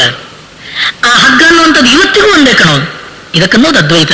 ಎರಡಾಗಲೇ ಇಲ್ಲ. ಆ ಎರಡನ್ನುವಂಥದ್ದು ಮತ್ತೆ ಒಂದಾಗಲಿಕ್ಕಿಲ್ಲ. ಆದ್ರೆ ಅವನಿಗೆ ಅದು ಬೇಡ. ಅವನಿಗೇನು ಹೇಳ್ಬೇಕು? ಅಲ್ಲ ಸ್ವಾಮೀಜಿ, ಹಗ್ಗ ಹಾವಾಯ್ತು ಹೇಗೆ ಇದನ್ನು ಹೇಳಿ. ಆ ರೀತಿ ಹೇಳುವಾಗ ಏನ್ ಹೇಳ್ಬೇಕು? ನೋಡ್ಬೋ, ಹಗ್ಗ ಇತ್ತಲ್ಲ, ಅದು ತನ್ನ ಸ್ವಮಾಯೆಯ, ತನ್ನ ಸ್ವಂತ ಮಾಯೆಯಿಂದ ಹಾವಾಯ್ತು. ಹೌದಾ ಸ್ವಾಮೀಜಿ? ಪರಮಾತ್ಮ ಒಬ್ಬನೇ ಇದ್ದದ್ ಕಣೋ. ಅವಾಗ ಏನಿರಲಿಲ್ಲ. ಸದೇವ ಸೌಮ್ಯ, ಹೇ ಶಿಷ್ಯ, ಹೇ ತಮ್ಮ, ಇದಮಗ್ರೇ ಸೃಷ್ಟೇ ಪ್ರಾಕ್ ಜಗತಃ ಸೃಷ್ಟೇ ಪ್ರಾಕ್ ಏಕಮೇವಾದ್ವಿತೀಯಂ ಬ್ರಹ್ಮ ಪರಮಾತ್ಮ ತತ್ವ ಒಂದೇ ಇದ್ದಿದ್ದು. ಹೌದಾ? ಆಮೇಲೆ ಏನೇ ಸ್ವಾಮಿ, ಏನ್ ಮಾಡೋದು ಹೇಳು? ಒಬ್ಬನೇ ಇದ್ದಲ್ವಾ? ಬೋರ್ ಆಯ್ತಂತೆ. ಹೌದಾ ಸ್ವಾಮೀಜಿ? ಏನ್ ಮಾಡಿದಂತೆ? ಏನ್ ಮಾಡೋದು? ಸತಪೋ ತಪ್ಯತ ಸತಪಸ್ತಪ್ತ್ವ ಇದಗಂ ಸರ್ವಮಸೃಜತ. ಒಬ್ಬನಿದ್ದಾಗ ಬೇಜಾರಾಗಿ ಏನ್ ಮಾಡಿದಂತೆ? ಬಹುವಾಗಲೆಳಸಿ ತಾನೊಬ್ಬಂಟಿ ಬೊಮ್ಮ ನಿಜ ಮಹಿಮೆಯಂ ಸೃಜಿಸಿ ವಿಶ್ವವನಲ್ಲಿ ನೆಲಸಿ ವಹಿಸಿ ಜೀವತೆಯ ಮಾಯೆಯ ಸರಸ ವಿರಸದಲ್ಲಿ ವಿಹರಿಪನು ನಿರ್ಲಿಪ್ತ ಮಂಕುತಿಮ್ಮ. ಮಾಯೆಯಂಬಳ ಸೃಜಿಸಿ ತಾಯನಾಗಿಸಿ ಜಗಕ್ಕೆ ಆಯ ಸಂಗೊಳುತ ಸಂಸಾರಿಯಾಗಿರುವ ನಾಯಕ ಬ್ರಹ್ಮನ್ ಅನುಯಾಯಿಗಳು ನಾವೆಲ್ಲ ಹೇಯವದರೊಳಗೇನು ಮಂಕುತಿಮ್ಮ ಮಂಕುತಿಮ್ಮ ಮಂಕುತಿಮ್ಮ. ಒಬ್ಬನೇ ಇದ್ದಾಗ ಅವನಿಗೆ ಬೇಜಾರಾಯ್ತಂತೆ. ಏನ್ ಮಾಡಿದ? ಅಮ್ಮ ಅವರನ್ನು ಸೃಷ್ಟಿ ಮಾಡಿದಂತೆ ಅವನು. ಯಾರು? ಮಾಯೆ. ಆ ಮಾಯೆ ಅನ್ನುವಂತಹ ಒಂದು ಶಕ್ತಿಯ ಮೂಲಕ ಇಡೀ ಪ್ರಪಂಚದ ಸೃಷ್ಟಿ, ಜೀವರಾಶಿಗಳ ಉತ್ಪತ್ತಿ. ಮಾಯೆ ಅಂದ್ರೇನು ನೋಡಿ. ನಮ್ಮ ಋಷಿಗಳು ಈ ಮಾಯಾ ಅನ್ನುವಂತಹ ಒಂದು ಶಬ್ದವನ್ನ ತರಬೇಕಾದ್ರೆ ಅದು ಎಷ್ಟು ಕಷ್ಟಪಟ್ಟಿದ್ದಾರೋ, ಎಷ್ಟು ವಿಚಾರ ಮಾಡಿದ್ದಾರೋ. ಮಾಯೆ ಅಂದ್ರೆ ಏನು? ಯಾಮ ಸ ಮಾಯ, ಯಾವುದಿಲ್ವೋ ಅದು. ಅಂದ್ರೆ ಏನು ಹೇಳಿ? ಹಗ್ಗ ಅನ್ನುವಂಥದ್ದು ಹಾವಾಗ್ಲೇ ಇಲ್ಲ ಅಂತ ಅವ ಒಪ್ತಾನೋ ಒಪ್ಪಲ್ಲ. ಅವನಿಗೇನ್ ಬೇಕು? ಅಲ್ಲ ಸ್ವಾಮಿ, ಅದದು ಹಾವಾದ ಹೇಗೆ ಅಂತ ಇನ್ನೇನು ಹೇಳೋದು? ಆ ಹಗ್ಗ ಅನ್ನುವಂಥದ್ದು ಹಾವಾಯ್ತಲ್ಲೋ. ಮಾಯೆಯಿಂದ ಕಣೋ. ಮಾಯೆಯಿಂದ ಅಂದ್ರೇನು ಅಂತ ಹೇಳಿದ್ದು ಋಷಿಗಳು? ಕಾರಣವನ್ನು ಕೊಟ್ಟದ್ದೆಲ್ಲ ಪ್ರಪಂಚದ ಸೃಷ್ಟಿಗೆ. ಬಹುರೂಪ ಪ್ರಪಂಚಕ್ಕೆ ಜೀವರಾಶಿಗಳ ಉತ್ಪತ್ತಿಯನ್ನು ಶ್ರುತಿ ಒಪ್ಪಿದೆ, ಋಷಿಗಳು ಒಪ್ಪಿದ್ದಾರೆ ಅಂತಲ್ಲ. ಯಾಕೆ? ಮಾಯೆಯಿಂದ ಅಂತ ಅನ್ನುವಾಗ ಅಲ್ಲಿ ಆಗಲೇ ಇಲ್ಲ, ಏನಿಲ್ಲ, ಯಾವುದು ಇನ್ನೊಂದಾಗಿ ಬರಲಿಲ್ಲ. ನೇಹ ನಾನಾಸ್ತಿ ಕಿಂಚನ, ಇದು ತಾತ್ಪರ್ಯ. ಆದ್ರೆ ಏನ್ ಮಾಡೋದು ಹೇಳಿ? ನಮ್ಗೆ ಅರ್ಥ ಆದೇ ತಾನು. ಆದ್ರಿಂದ ನಮ್ಗೊಂದು ಕಥೆ ಕಟ್ಟಬೇಕಾಯ್ತು. ಏನ್ ಕಥೆ ಹೇಳಿ? ಅದೇ ಮಾಯೆ ಎಂಬಳ ಸೃಜಿಸಿ ಆ ಮಾಯೆ ಎನ್ನುವಂಥದ್ದನ್ನು ಸೃಷ್ಟಿ ಮಾಡಿ ಆ ಎಲ್ಲ ಜಗತ್ತು ಈ ಜೀವರಾಶಿಗಳನ್ನೆಲ್ಲ ಉತ್ಪತ್ತಿ ಮಾಡಿದಂತೆ. ಹಾಗಾದ್ರೆ ಇವತ್ತಿಗೆ ಎಲ್ಲ ಜೀವರಾಶಿಗಳನ್ನು ಅಂತ ರೀತಿಯಲ್ಲಿ ಬೇರೆ ಬೇರೆ ರೀತಿಯಲ್ಲಿ ಕಾಣ್ತಾ ಇರುವಂತ ಈ ಪ್ರಪಂಚ ಎಲ್ಲ ಪರಮಾತ್ಮನೇ ಸ್ವಾಮಿ. ಇನ್ಯಾರು ಹೇಳು? ಅಂದ್ರೆ ಪ್ರತಿಯೊಂದು ಜೀವವು ಆ ಪರಮಾತ್ಮ ಸ್ವರೂಪವೇ, ಬ್ರಹ್ಮ ಸ್ವರೂಪವೇ. ಇನ್ಯಾರು ಹೇಳು? ಅವನೇ ಇದ್ದದ್ದು ಮೊದಲು. ಅವನೇ ಬೇರೆ ಬೇರೆ ರೂಪದಲ್ಲಿ ಬಹುವಾಗ ಲಳಿಸಿ ಬೊಮ್ಮ ಇವತ್ತಿಗೆ ಜೀವ ವೇಷದಲ್ಲಿ ವಿಹರಿಪನು. ಹಾಗಾದ್ರೆ ಸ್ವಾಮಿ ಆ ಪರಮಾತ್ಮ ತಾನು ನಿತ್ಯ ಶುದ್ಧ, ನಿತ್ಯ ಮುಕ್ತ, ಆನಂದ ಸ್ವರೂಪ ಅನ್ನುವಂಥದ್ದನ್ನ ಬಿಟ್ಟಿದಾನ ಸ್ವಾಮಿ. ಮರೆತಿಹನೆ ಬೊಮ್ಮ ಮರೆತಿಲ್ಲ ಮರೆತವೊಲಿಹನು ಧರಿಸಿ ಜೀವಾಕೃತಿಯ ಜಗದಿ ತನ್ನನೆ ತಾನ್ ಅರಸಿಕೊಳ್ಳುವ ಒಲಿಹುದು ದೊರೆತವೋಲ್ ತೋರಿಸುಕ ದೊರೆವವರೆ ಗಾಯಸವೋ ಮಂಕುತಿಮ್ಮ. ಅಷ್ಟೇ ಕಣೋ. ಮರ್ತಿದ್ದಾನೆ ಅಂತ ಹೇಳೋಣವೇ? ಅವನು ಒಂದು ವೇಳೆ ಮರ್ತಿದ್ರೆ ಇವಾಗ ಅವನು ಹುಡುಕ್ತಾ ಇರೋದು ತನ್ನ ನಿಜ ಸ್ವರೂಪವನ್ನೇ, ಸಚ್ಚಿದಾನಂದ ಸ್ವರೂಪವನ್ನೇ ನಾವು ಹುಡುಕ್ತಾ ಇರೋದು. ಹೌದಲ್ಲ? ಇವಾಗ ನಾವು ಪ್ರತಿಯೊಬ್ಬರೂ ಜೀವನದಲ್ಲಿ ಹುಡುಕ್ತಾ ಇರೋದೇನು? ಜನನ ಮರಣ ರಾಹಿತ್ಯವಾದ ಅಮೃತತ್ವವನ್ನು. ಅದು ಆತ್ಮನ ಸ್ವರೂಪ. ಆನಂದವನ್ನು, ಆತ್ಮನ ಸ್ವರೂಪ, ಜ್ಞಾನ ಸ್ವರೂಪ. ಹಾಗಾದ್ರೆ ಮರ್ತಿದ್ದಾನೆ ಅಂತ ನೋಡೋಣ. ಮರ್ತಿಲ್ಲ. ಮರ್ತಿಲ್ಲದಿದ್ರೆ ಇವಾಗ ನಾನು ಜೀವಂತ ಹೇಳ್ತಾ ಇರೋದು ಹೇಟಕ್ಕೆ? ಇದು ಒಳ್ಳೆ ತಾಪತ್ರಯ ಸ್ವಾಮಿ. ಅದಕ್ಕೆ ನೋಡಿ ಎಷ್ಟು ಸುಂದರವಾಗಿ ಹೇಳಿದ್ದಾರೆ ನೋಡಿ. ಮರೆತಿಹನೆ ಬೊಮ್ಮ ಮರೆತಿಲ್ಲ ಮರೆತವೊಲಿಹನು. ಇದಕ್ಕೆ ನಾವು ದೃಷ್ಟಾಂತ ಕೊಡುವುದಾದ್ರೆ ಒಂದೇ ಸ್ವಾಮಿ, ಬೇರೆ ಇಲ್ಲ. ಯಾವ್ದು ಹೇಳಿ? ನಮ್ಮ ಕನಸು. ಈಗ ನಿಜವಾಗಿ ಆದ್ರೂ ಎಚ್ಚರದವನು ನಾನೇ ಕನಸಲ್ಲಿರೋದು. ಆ ಕನಸಲ್ಲಿ ನಾನು ಇವಾಗ ಅಳ್ತಾ ಇದ್ದೇನೆ ಏನಂತೇಳಿ, ಹಸಿವೆ. ನಿಜವಾಗಿ ಆದ್ರೂ ಕನಸು ಬಿದ್ದದ್ದು ಯಾತ್ರಿಂದ? ಎಚ್ಚರದಲ್ಲಿ ತಿಂದು ಜಾಸ್ತಿ ಆದ್ರಿಂದ. ಹಾಗಾದ್ರೆ ಎಚ್ಚರದಲ್ಲಿ ಹೊಟ್ಟೆ ತುಂಬ ತಿಂದಿದ್ದೇನೆ ಅನ್ನುವಂಥ ನೆನಪಿದ್ದಿರೇ ಕನಸಲ್ಲಿ ನಾನು ಭಿಕ್ಷೆ ಬೇಡುವಂಥದ್ದಿತ್ತು, ಹಸಿವೆಯಿಂದ ಬಳಲುವುದಿತ್ತು? ಇಲ್ಲ. ಇವಾಗ ನಿಜವಾಗಿ ಅದನ್ನು ನಾನು ಕನಸಿನಲ್ಲಿ ಎಚ್ಚರದವನನ್ನುವಂತ ಎಚ್ಚರ ಇದೆಯೋ? ಇಲ್ಲ. ಹಾಗಾದ್ರೆ ಮತ್ತಿದ್ದೇನೆ ಅಂತ ನಾವು, ಅಯ್ಯೋ ನಾನೇ ಸ್ವಾಮಿ, ಇನ್ನೊಬ್ಬ ಇಲ್ಲಲ್ಲಿ, ಕನಸು ಕಾಣ್ತಾ ಇರೋ ನಾನೇ, ಎದ್ದ ಮೇಲೆ ನಾನೇನಂತೇನೆ, ಹಾಳಾದ ಕನಸು ಅಂತೇನೋ ಇಲ್ಲೋ?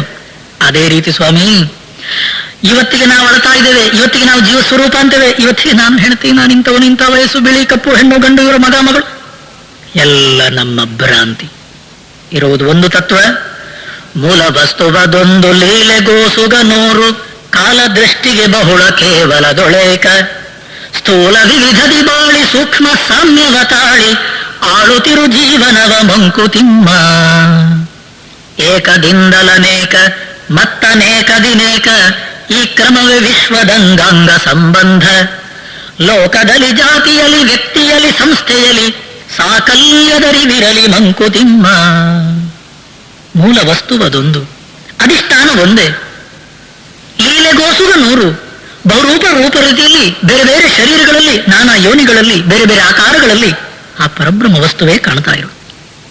ಪುರುಷ ಏವ ಇದಗಂ ಸರ್ವಂ ಯದ್ಭೂತಂ ಯಚ್ಚ ಭವ್ಯಂ, ಅಲ್ಲ, ಯತಃ ಸರ್ವಾಣಿ ಭೂತಾನಿ ಭವಂತ್ಯಾದಿಯುಗಾಗಮೇ, ಯಸ್ಮಿನ್ಶ್ಚ ಪ್ರಲಯಂ ಯಾಂತಿ ಪುನರೇವ ಯುಗಕ್ಷಯೇ. ಒಂದೇ ವಸ್ತು ಸ್ವಾಮಿ.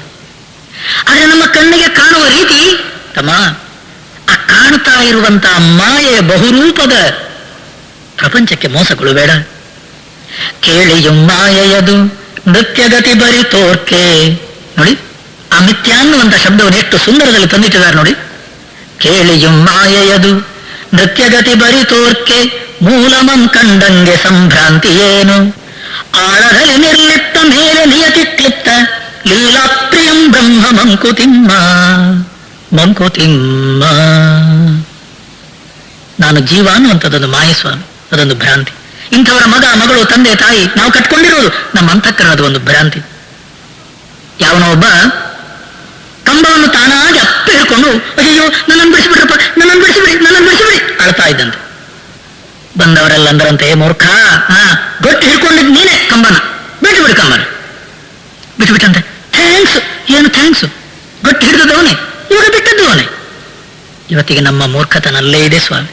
ಏನ್ ಹೇಳಿ, ಈ ಶರೀರ, ಈ ಇಂದ್ರಿಯಗಳು, ಈ ಪ್ರಾಣ, ಈ ಮನಸ್ಸು, ಈ ಬುದ್ಧಿ, ಈ ಪಂಚಕೋಶಗಳಲ್ಲಿ ನಾನನ್ನುವಂತಹ ರೀತಿಯಲ್ಲಿ ಕುಣಿತಾ ಇದ್ದೇವೆ. ಅದನ್ನು ಬಿಟ್ಟು ಬಿಡುವುದನ್ನೋದು ಶಾಸ್ತ್ರ. ಆ ಭ್ರಾಂತಿಯ ಕೋಶಗಳಲ್ಲಿ ನಾನು ಅನ್ನುವಂತಹ ಉಪಾಧಿಯಲ್ಲಿ ವಿಚಿತ್ರವಾದ ಅದು ತಪ್ಪು, ಅದನ್ನು ಬಿಡುವಂತನ್ನೋದು ಬಿಡಲಿಕ್ಕೆ ತಯಾರಿಲ್ಲ ನಾವು. ಒಂದು ಮಗು ಮನೆಯಲ್ಲಿ ಪ್ರತಿ ದಿವಸ ಸ್ನಾನ ಮಾಡುವಾಗ ನೋಡ್ತಾ ಇತ್ತಂತೆ, ಬಾತ್ರೂಮ್ಗೆ ಒಳಗೆ ಹೋದ ಕೂಡಲೇ ಅಮ್ಮ ಬಾಗಿಲು ಹಾಕೋತಾರೆ, ಅಪ್ಪ ಬಾತ್ರೂಮ್ ಒಳಗೆ ಹೋದ ಕೂಡಲೇ ಅಪ್ಪ ಬಾತ್ರೂಮ್ಗೆ ಬಾಗಿಲು ಹಾಕೋತಾರೆ. ಮಗುವಿಗೆ 2 ವರ್ಷ, ಅಷ್ಟು ವಿವೇಚನೆ ಇಲ್ಲ, ಅಷ್ಟು ಬುದ್ಧಿ ಇಲ್ಲ. ಒಂದು ದಿವಸ ಏನ್ ಮಾಡ್ತು, ತಾಯಿ ಮಗುವಿಗೆ ಎಣ್ಣೆ ಹಾಕಿದ್ದಾರೆ, ಎಣ್ಣೆ ಹಾಕಿ ಇನ್ನೇನು ಸ್ನಾನ ಮಾಡಬೇಕು, ಸ್ವಲ್ಪ ಹೊತ್ತು ಬಿಟ್ಬಿಟ್ಟಿದ್ದಾರೆ ತಾಯಿ. ಮಗು ಸ್ವಲ್ಪ ಓಡಾಡ್ತಿರ್ಲಿ. ಈ ಮಗು ಬಾತ್ರೂಮ್ ಒಳಗೆ ಹೋಗ್ಬಿಡ್ತು. ಅದೇ ಹೇಳಿದಲ್ಲ, ದಿನಾ ನೋಡ್ತಾ ಇತ್ತು ನೋಡಿ, ಬಾಕಿಯವರೆಲ್ಲ ಒಳಗೆ ಹೋದ್ರೆ ಬಾಗಿಲು ಹಾಕೊಂಡ್ಬಿಡ್ತಾರೆ, ನಾನು ಬಾಗಿಲು ಹಾಕೊಂಡ್ಬಿಡ್ತೇನೆ ಅಂತೇಳಿ ಬಾಗಿಲು ಹಾಕೊಂಡ್ಬಿಡ್ತು, ಬೋಟ್ ಹಾಕೊಂಡ್ಬಿಡ್ತು. ಅದಕ್ಕೆ ತಾನು ಏನು ಮಾಡಿದ್ದೇನೆ ಅಂತ ಗೊತ್ತಿಲ್ಲ. ಸ್ವಲ್ಪ ಹೊತ್ತಾಗುವಾಗ, ಅಲ್ಲ ಸ್ವಲ್ಪ ಹೊತ್ತು ನೀರಲ್ಲಿ ಆಟ ಆಡ್ತು, ಅಷ್ಟೊತ್ತಿಗೆ ನೆನಪಾಯ್ತು, ಬಾಗಿಲು ತೆರೆಯೋಣ. ಈಗ ನೋಡಿ ಬೋಲ್ಟ್ ಹಾಕೊಂಡದ್ದು ಅದೇ, ತಾನೇ ಹಾಕೊಂಡದ್ದು ನೆನಪಿಲ್ಲ. ಸಣ್ಣ ಮಗು ನೋಡಿ, ಬಾಗಿಲು ತೆರೀತಾ ಇದೆ, ಬಾಗಿಲು ಬರ್ತಾ ಇಲ್ಲ. ಬಾಗಿಲು ಎಳೆದ್ರು ಬರ್ತಾ ಇಲ್ಲ, ಏನು ಮಾಡಿದ್ರು ಬರ್ತಾ ಇಲ್ಲ. ಕಿರ್ಚ್ಕೊಂತು ಅಮ್ಮ ಅಂತ ಕಿರ್ಚ್ಕೊಂಡು ನೆಲದಲ್ಲಿ ಹೊರಳ್ತಾ ಕಿರ್ಚಿದ್ದು ಗೋಳಾಟ. ಬಾಗಿಲು ತೆಗಿ ಮಮ್ಮಿ. ಅಮ್ಮ ನೋಡ್ತಾರೆ, ಹೊರಗಿಂದ ಏನು ಮಾಡಿದ್ರು ಬಾಗಿಲು ತಳ್ಳಿದ್ರೆ ಬಾಗಿಲು ಒಳಗೆ ಹೋಗ್ತಾ ಇಲ್ಲ. ಅಮ್ಮನಿಗೆ ಗೊತ್ತಾಯ್ತು, ಈ ಮಗು ಬೋಟ್ ಹಾಕೊಂಡ್ಬಿಟ್ಟಿದೆ. ಅಯ್ಯೋ ಏನ್ ಮಾಡಿದ್ರು ಬಾಗಿಲು ತಳ್ಳಿದ್ರೆ ಹೋಗ್ತಾ ಇಲ್ಲ. ಅದು ಇವರು ಹೊರಗಿಂದ ಕೇಳ್ತಾ ಇದ್ದಾರೆ, ಮಗು ನೀನ್ ಹಾಕೊಂಡಿದ್ದು ಬಾಗಿಲು, ನೀನ್ ಹಾಕೊಂಡಿದ್ದು, ನೀನಾಗಿ ಚಿಲ್ಕ ಹಾಕೊಂಡಿದ್ಯಾ, ನೀನ್ ಚಿಲ್ಕ ತೆಗಿ, ನೀನು ಹೊರಗೆ ಬಾ. ಆ ಮಗುವೆ ಸ್ವಾಮಿ, ಅದಕ್ಕೆ ಏನಾಗಿದೆ ಅಂತ ಗೊತ್ತಿಲ್ಲ, ಅದು ಹೊರಗಾಡ್ತಾ ಇದೆ. ಮಮ್ಮಿ ಬಾಗಿಲಿಸಿ. ತಾಯಿ ಗಂಡನಿಗೆ ಫೋನ್ ಮಾಡಿ ಅವರ ಆಫೀಸಿಂದ ಓಡಿ ಬಂದು ಅಕ್ಕಪಕ್ಕದ ಮನೆಯವರೆಲ್ಲ ಸೇರಿ ಆ ಬಾಗಿಲು ಒಡೆದು ಹೊರಗೆ ಮಗುವನ್ನು ತೆಗೆಯೋ ತನಕ ಸುಸ್ತಾದ್ರೂ ಸಾಕು. ಇವಾಗ ನಿಜವಾದ್ರೂ ಹೇಳಿ, ಆ ಮಗು ಒಳಗೆ ಸಿಕ್ಕಾಕೊಂಡದ್ದು ಯಾರಿಂದ ಹೇಳಿ? ತಾನೇ ಬೋಟ್ ಹಾಕೊಂಡು. ಆ ಬೋಲ್ಟ್ ಹಾಕೊಂಡದನ್ನು ತೆಗಿಬೇಕು ಅನ್ನುವಂತಹ ರೀತಿ ಜ್ಞಾನ ಅದಕ್ಕಿಲ್ಲ ಸ್ವಾಮಿ. ಇವಾಗ ನಾವು ಮಾಡಿಕೊಂಡದ್ದು ಇದನ್ನೇ. ಈ ಶರೀರದಲ್ಲಿ ನಾನು, ಇಂದ್ರಿಯಗಳಲ್ಲಿ ನಾನು, ಮನಸ್ಸಲ್ಲಿ ನಾನು, ಬುದ್ಧಿಯಲ್ಲಿ ನಾನು ಅನ್ನುವಂತಹ ಜೀವ ಉಪಾಧಿಯನ್ನು ಬೆಳೆಸ್ಕೊಂಡವರು ನಾನೇ, ಪ್ರತಿಯೊಬ್ಬರು. ಅದನ್ನು ಬಿಟ್ಟುಬಿಡುವಂತ ಅನ್ನೋದು ಶಾಸ್ತ್ರ, ಬಿಡಲಿಕ್ಕೆ ನಾವು ತಯಾರಿಲ್ಲ. ಯಾವ ಪರಮಾತ್ಮ ಏನು ಮಾಡಬೇಕು, ಯಾವ ಗುರುಗಳು ಏನು ಮಾಡಬೇಕು? ಶ್ರುತಿ ಹೇಳ್ತಾ ಇರೋದಿದನ್ನೇ. ಅಮ್ಮ, ನಾನು ನಾನೇನುತ್ತೆ ಕಿರಿ ಕೊಡದ ನೀರ್ ಗಾನಗೈವುದು ಹೆಮ್ಮೆಯಿಂ ಕಡಲ ಮರೆತು ನೋನದಿಂದೆಲ್ಲವನೊಬ್ಧಿಯೊಳಗದೆ ನಿರಿದೆ ಮೌನವದು ಮಣ್ಕರಗಿ ಮಂಕುತಿಮ್ಮ. ಸಮುದ್ರದ ಮೇಲಿರುವಂತಹ ಒಂದು ಮಡಿಕೆ, ಆ ಸಮುದ್ರದ ಮೇಲಿರುವ ಮಡಿಕೆಯಲ್ಲಿರುವಂತಹ ನೀರು ಸಮುದ್ರದ್ದೇ. ಆ ಮಡಿಕೆ ಅನ್ನುವಂತ ಒಂದು ಉಪಾಧಿ ಅದಕ್ಕೊಂದು ಬಂದದ್ರಿಂದ ಆ ಮಡಿಕೆ ನೀರಂತಂತೆ ನಾನೇ, ಯಾರು ನೀನು? ನೋಡಿ, ಯತಃ ಸರ್ವಾಣಿ ಭೂತಾನಿ ಭವಂತ್ಯಾದಿ ಯುಗಾಗಮೇ ಯತೋ ವಾ ಇಮಾನಿ ಭೂತಾನಿ ಜಾಯಂತೆ ಯೇನ ಜಾತಾನಿ ಜೀವಂತಿ ಯತ್ ಪ್ರಯಂತ್ಯಭಿಸಂವಿಶಂತಿ. ಹೌದಲ್ಲ? ಆ ಸಮುದ್ರದ ನೀರೇ ಮಡಿಕೆಯ ಒಳಗಡೆ. ಆ ಮಡಿಕೆ ಅನ್ನುವಂಥ ಉಪಾಧಿ ಇರುವುದರಿಂದ ನೂನದಿಂದೆಲ್ಲವೆನ್ನುವ ಅಬ್ಧಿಯೊಳಗದ ನಿರಿಸೇ. ಆ ಮಡಿಕೆಯನ್ನು ಸ್ವಲ್ಪ ಒತ್ತಿ ನೀರಿನೊಳಗೆ ಮುಳುಗಿಸಂತೆ. ಏನಾಯ್ತು? ಅಂತಃಪೂರ್ಣಂ ಬಹಿಪೂರ್ಣಂ ಪೂರ್ಣಕುಂಭ ಇವಾರ್ಣವೇ. ಆವಾಗ ನಾನು ಬೇರೆ ನೀರನ್ನು ಅಂತ ಅಹಂಕಾರ ಅದಕ್ಕಿದ್ರೆ ಹೇಳಿ, ಎಲ್ಲೆಲ್ಲೂ ನಾನೇ, ಒಳಗೆ ನೀರು, ಮೇಲೆ ನೀರು, ಕೆಳಗೆ ನೀರು, ಆ ಕಡೆ ನೀರು, ಈ ಕಡೆ ನೀರು. ಸ್ವಾಮಿ, ಇವಾಗಲೂ ಕೂಡ ಉಪನಿಷತ್ತದನ್ನೇ ಹೇಳೋದು. ಅಂತರ್ಬಹಿಶ್ಚ ತತ್ಸರ್ವಂ ವ್ಯಾಪ್ಯ ನಾರಾಯಣ ಸ್ಥಿತ. ಹೌದಲ್ಲ ಹೇಳಿ? ನಮ್ಮ ತಲೆಗೆ ಅದು ಅರ್ಥ ಆದ್ರೆ ಹೇಳಿ? ಅರ್ಥ ಆಗಲ್ಲ. ಯಾಕೆ ಅರ್ಥ ಆಗಲ್ಲ ಹೇಳಿ? ಅದೇ ಹೇಳಿದ್ದಲ್ಲ, ಆ ರೀತಿಯ ವಿಚಾರ ನಾವು ಮಾಡಿಲ್ಲ. ತಮ್ಮ, ಮೇಲೆ ಕೆಳಗೊಳಗೆ ಬಳಿ ಸುತ್ತಲೆತ್ತೆತ್ತಲು ಮೂಲೆ ಮೂಲೆಯಲ್ಲಿ ವಿದ್ಯುಲ್ಲಹರಿಯೊಂದು ಧೂಳಿ ಕಣ ಭೂಗೋಳ ರವಿಚಂದ್ರ ತಾರೆಗಳ ಚಾಲಿಪುದು ಬಿಡು ಕೊಡದೆ ಮಂಕುತಿಮ್ಮ. ನೃತ್ಯವೋ ಬ್ರಹ್ಮ ನಟರಾಜನದು ಜಗವೆಲ್ಲ ಪ್ರತ್ಯೇಕ ಜೀವದಶಯವನಂಗ ಭಂಗಿ ಸತ್ಯ ಸತ್ವಜ್ವಾಲೆ ವಿಶ್ವ ಮಾಯಾಲೀಲೆ ಪ್ರತ್ಯಗಾತ್ಮನು ನೀನು ಮಂಕುತಿಮ್ಮ. ಕಣ್ತೆರೆದು ನೋಡು ಚಿತ್ ಸತ್ವ ಮೂರ್ತಿಯ ನೃತ್ಯ, ಕಣ್ಮುಚ್ಚಿ ನೋಡು ನಿಶ್ಚಲ ಶುದ್ಧ ಸತ್ವ. ಉನ್ಮುಖನು ನೀನೆರಡು ಜಗಕ್ಕೆ ನಿರುತಿರಲಾಗ ಹೃನ್ಮಧ್ಯದಲ್ಲಿ ಶಾಂತಿ ಮಂಕುತಿಮ್ಮ. ಮಂಕುತಿಮ್ಮ ಮಂಕುತಿಮ್ಮ. ಒಂದೇ ಪರಬ್ರಹ್ಮ ವಸ್ತು ಸ್ವಾಮಿ. ಯಾವ ಪರಮಾತ್ಮ ತತ್ವ ಅನ್ನುವಂಥದ್ದು ಎಲ್ಲರ ಹೃದಯವನ್ನು ವ್ಯಾಪಿಸಿದೆಯೋ, ಸರ್ವಸ್ಯ ಚಾಹಂ ಹೃದಯ ಸನ್ನಿವಿಷ್ಟ ಕ್ಷೇತ್ರಜ್ಞಂ ಚಾಪಿ ಮಾಂ ವಿದ್ಯೆ ಸರ್ವ ಕ್ಷೇತ್ರೇಷು ಭಾರತ. ಎಲ್ಲರ ಹೃದಯವನ್ನು ಬೆಳಗುತ್ತಾ ಇರುವ ಪರಮಾತ್ಮ ತತ್ವ ವೈಷ್ಣವಾಖ್ಯವಾದ ತತ್ವ, ಶೈವಾಖ್ಯವಾದ ತತ್ವ ಏಕಃ ಅದ್ವಿತೀಯ. ಸಗುಣ ಅಂತಂತೇವೆ, ನಿರ್ಗುಣ ಅಂತಂತೇವೆ. ನೋಡಿ, ಅದನ್ನು ಹೇಳುವ ರೀತಿ ನೋಡಿ. ಕಣ್ತೆರೆದು ನೋಡು ಚಿತ್ ಸತ್ವ ಮೂರ್ತಿಯ ನೃತ್ಯ. ತಮ್ಮ, ನಿನ್ನ ಮನಸ್ಸು ಬುದ್ಧಿ ಎದ್ದಾಗ ಆ ಇಂದ್ರಿಯಗಳ ಮೂಲಕ ಏನು ಕಾಣ್ತಾ ಇದೆ ಅದೇ ಪರಬ್ರಹ್ಮನ ನೃತ್ಯ, ಚಿತ್ ಸತ್ವ ಮೂರ್ತಿಯ ನೃತ್ಯ, ನಟರಾಜನ ನೃತ್ಯ. ಬಾ, ಇಂದ್ರಿಯಗಳ ಒಳಗಡೆ ಬಾ, ಮನಸ್ಸು ಬುದ್ಧಿಯನ್ನು ದಾಟು, ಕಣ್ಮುಚ್ಚಿ ನೋಡು ನಿಶ್ಚಲ ಶುದ್ಧ ಸತ್ವ. ತುರೀಯಂ ಮನ್ಯಂತೆ ಸ ಆತ್ಮ ಸ ವಿಜ್ಞೇಯ. ಅದು ನಮ್ಮ ನಿಜ ತತ್ವ, ಅದು ಅಧಿಷ್ಠಾನ. ಹೃದಯವನ್ನು ಬೆಳಗುತ್ತಾ ಇರುವ ಪರಮಾತ್ಮ ತತ್ವ ಅದು ನಾನು. ಅದು ಸಂಸಾರ ರಹಿತವಾದ್ದು, ಅದು ಬಂಧನ ರಹಿತವಾದ್ದು. ಅಲ್ಲಿ ನಿಲ್ಲು ನೋಡಿ, ಹೇಳುವ ರೀತಿ ನೋಡಿ. ಉನ್ಮುಖನು ನೀನೆರಡು ಜಗಕ್ಕೆ ನಿರುತಿರಲಾಗ ಹೃನ್ಮಧ್ಯದಲ್ಲಿ ಶಾಂತಿ. ಅಂದ್ರೆ ಏನು ಹೇಳಿ? ಆ ನಿಜ ತತ್ವ ನಾನು, ಶುದ್ಧ ಬ್ರಹ್ಮ ಸ್ವರೂಪ ನಾನು. ಆಮೇಲೆ ಹೊರಗಿನ ಪ್ರಪಂಚದಲ್ಲಿ ತಂದೆ ತಾಯಿ ಹೆಂಡತಿ ಮಕ್ಕಳು, ಅಡ್ಡಿಲ್ಲ. ದೃಶ್ಯ ಪ್ರಪಂಚ ಅನ್ನುವಂಥದ್ದೇನಿದೆ ಅದೇ ಪರಮಾತ್ಮನ ಇನ್ನೊಂದು ರೂಪ. ದೃಶ್ಯವು ಅದೃಶ್ಯ ಪರಮಾತ್ಮ ತತ್ವನ ಇನ್ನೊಂದು ರೂಪ ಅಷ್ಟೇ. ನಾವು ಆದೃಶ್ಯ ಪರಮಾತ್ಮನ ಕಡೆಗೆ, ಅವ್ಯಕ್ತ ಪರಮಾತ್ಮನ ಕಡೆಗೆ, ಅಚಿಂತ್ಯ ಪರಮಾತ್ಮನ ಕಡೆಗೆ ಹೋಗಬೇಕಾದ್ರೆ ದೃಶ್ಯ ಪ್ರಪಂಚದ ಮೂಲಕವೇ. ದೃಶ್ಯ ಪ್ರಪಂಚವನ್ನು ಬೈಬೇಡ, ಹೊರಗಿನ ಜಗತ್ತನ್ನುವಂಥದ್ದು ಬೇಕು. ಯಾತಕ ಬೇಕು? ದೃಶ್ಯವೆಲ್ಲವೂ ನಶ್ಯವಾದೊಡೆಂದೃಷ್ಟಿಗದು ವಶ್ಯವಿರುವನ ಕದನು ದೃಷ್ಟಿ ಪುದೆ ಕಾರ್ಯಂ. ವಿಶ್ವಾನುಭವವೇ ವಿಶ್ವಾತ್ಮಾನುಭವಕ್ಕೆ ಪಥ ನಶ್ಯದಿಂದ ವಿನಶ್ಯ ಮಂಕುತಿಮ್ಮ. ನೋಡಿ, ನಶ್ಯದಿಂದ ದೃಶ್ಯದಿಂದ ಅವಿನಶ್ಯ ಅದೃಶ್ಯ, from the known to the unknown ಅಂತಂತೇವೆ. ಕಾಣ್ತಾ ಇರುವ ಪ್ರಪಂಚ ದೃಶ್ಯ, ನಾನು ಅನ್ನುವಂಥ ಜೀವ ದೃಶ್ಯ, ವ್ಯಕ್ತ, ಅನುಭವ. ಇದು ನಮ್ಮ ಅನುಭವಕ್ಕೆ ಸಿಗುವಂತ ತಮ್ಮ ಒಳಗೆ ಬಾ. ಆ ಕಾಣ್ತಾ ಇರೋ ಪ್ರಪಂಚ ಎಲ್ಲಿದೆ ಹೇಳು? ಹೇಳು. ಕನಸು ದಿಟ ನೆನಸು ದಿಟ ತನುಗೊಳಿಹ ಚೇತನವ ಕನಲಿಸುವ ಕುಣಿಸುವ ಹಬೆಗಳೆಲ್ಲ ದಿಟ ಇನಿತನಿತು ದಿಟಗಳಿವು ತುಂಬು ದಿಟದಂಶಗಳು ಗಣನೀಯವವು ಬಾಳ್ಗೆ ಮಂಕುತಿಮ್ಮ. ಕನಸು ಉಂಟು ಇಲ್ಲ ಅಂತ ಯಾರು ಹೇಳಿದ್ರು?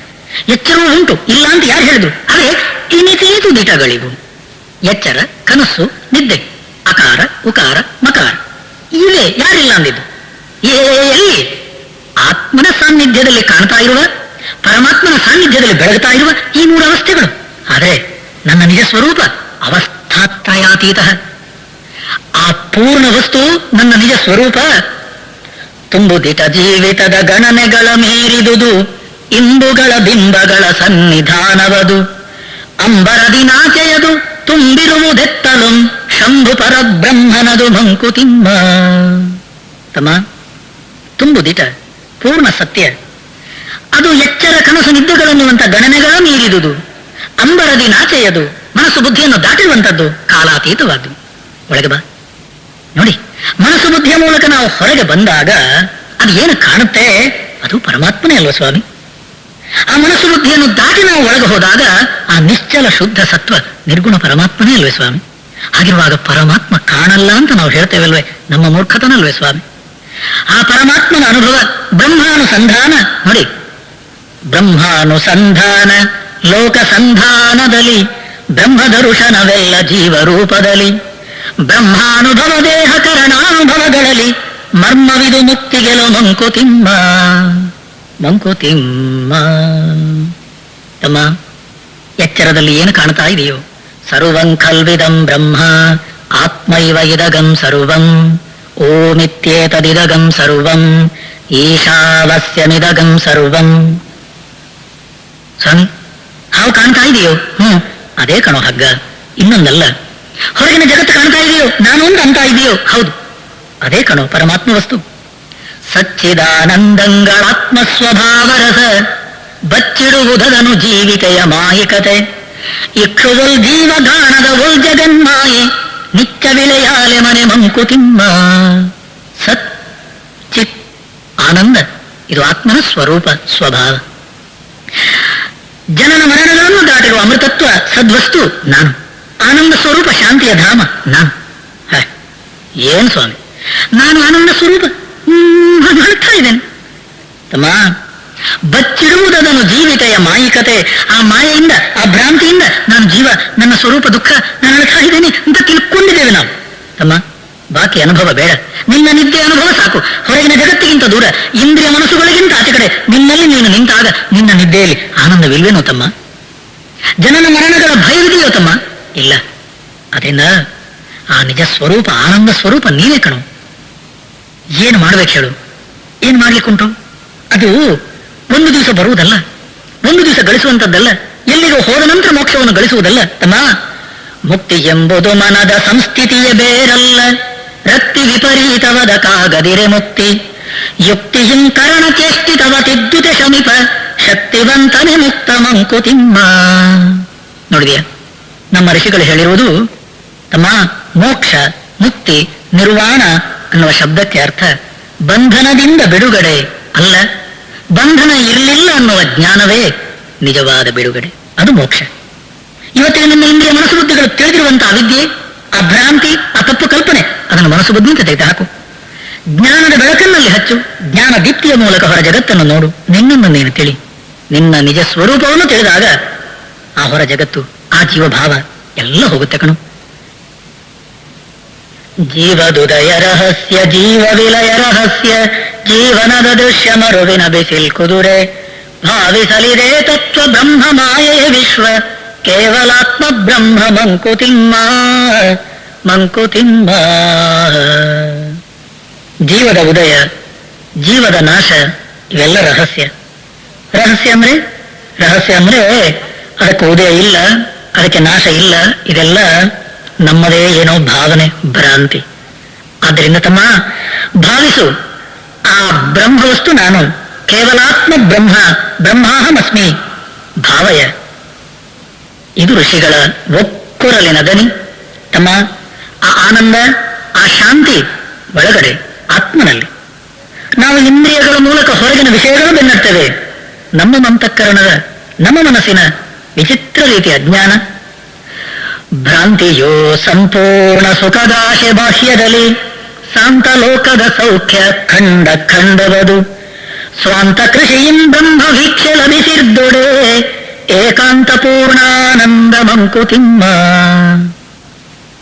ಪೂರ್ಣ ಆನಂದ ಏಕಾಂತದಲ್ಲಿ, ಪೂರ್ಣ ಆನಂದ ಆತ್ಮನಲ್ಲಿ ನಾನು ನೆಲೆಸಿದಾಗ. ಹೊರಗಿನ ವಿಷಯಗಳ ಕಡೆಗೆ ಬೆನ್ನಡ್ತೇವೆ ತಮ್ಮ. ಭ್ರಾಂತಿಯೋ ಸಂಪೂರ್ಣ ಸುಖದಾಶೆ ಬಾಹ್ಯದಲ್ಲಿ ಭ್ರಾಂತಿ, ಲೋಕದ ಸೌಖ್ಯ ಶಾಂತ. ಆದ್ಯಂತವಂತ ಕೌಂತೆಯ ನತೇಶು ರಮತೆ ಬುಧಃ, ಗೀತೆಯಲ್ಲಿ ಪರಮಾತ್ಮನಪ್ಪಣೆ. ಆದ್ರಿಂದ ತಮ್ಮ ಪರಿಪೂರ್ಣ ಸುಖವನು ಎಳಸುವನು ತನ್ನೊಳಡೆಗೆ ತಿರುಗಿಸಲಿ ತನ್ನ ದೃಷ್ಟಿಯನು ನಿರ್ಮಲದಿಂ. ಪರಿಪೂರ್ಣ ಸುಖವನೆಳಸುವನು ತನ್ನೊಳಗಡೆಗೆ ತಿರುಗಿಸಲಿ ತನ್ನ ದೃಷ್ಟಿಯನು ನಿರ್ಮಲದಿಂ. ನಿರತಿಶಯ ಸುಖವಲ್ಲಿ ವಿಶ್ವಾತ್ಮ ವೀಕ್ಷೆಯಲಿ ಪರಸತ್ವ ಶಾಂತಿಯಲಿ ಮಂಕುತಿಮ್ಮ ಮಂಕುತಿಮ್ಮ ಮಂಕುತಿಮ್ಮ. ಪರಿಪೂರ್ಣ ಆನಂದ, ಬ್ರಹ್ಮ ಆನಂದ, ನಿಜವಾದ ಸುಖ, ಆತ್ಯಂತಿಕ ಸುಖ, ವೈಷ್ಣವಾಖ್ಯವಾದ ಶಾಂತಿ ಆತ್ಮನಲ್ಲಿ. ತಮ್ಮ ಆನಂದವನ್ನು ಅನುಭವಿಸಬೇಕನ್ನುವಂತಹದ್ದಿದ್ರೆ ಒಳಗಡೆಗೆ ತಿರುಗಿಸು, ಅಂತರ್ಮುಖನಾಗು, ಇಂದ್ರಿಯ ಮನಸ್ಸು ಬುದ್ಧಿಗಳನ್ನು ದಾಟಿ ಆತ್ಮನಲ್ಲಿ ಆತ್ಮನಾಗಿ ನಿಲ್ಲು. ನಿರತಿಶಯ ಸುಖವಲ್ಲಿ ವಿಶ್ವಾತ್ಮ ವೀಕ್ಷೆಯಲಿ ಪರಸತ್ವ ಶಾಂತಿಯಲಿ. ಚತುರ್ಥಂ ಮನ್ಯಂತೆ ಸ ಆತ್ಮ.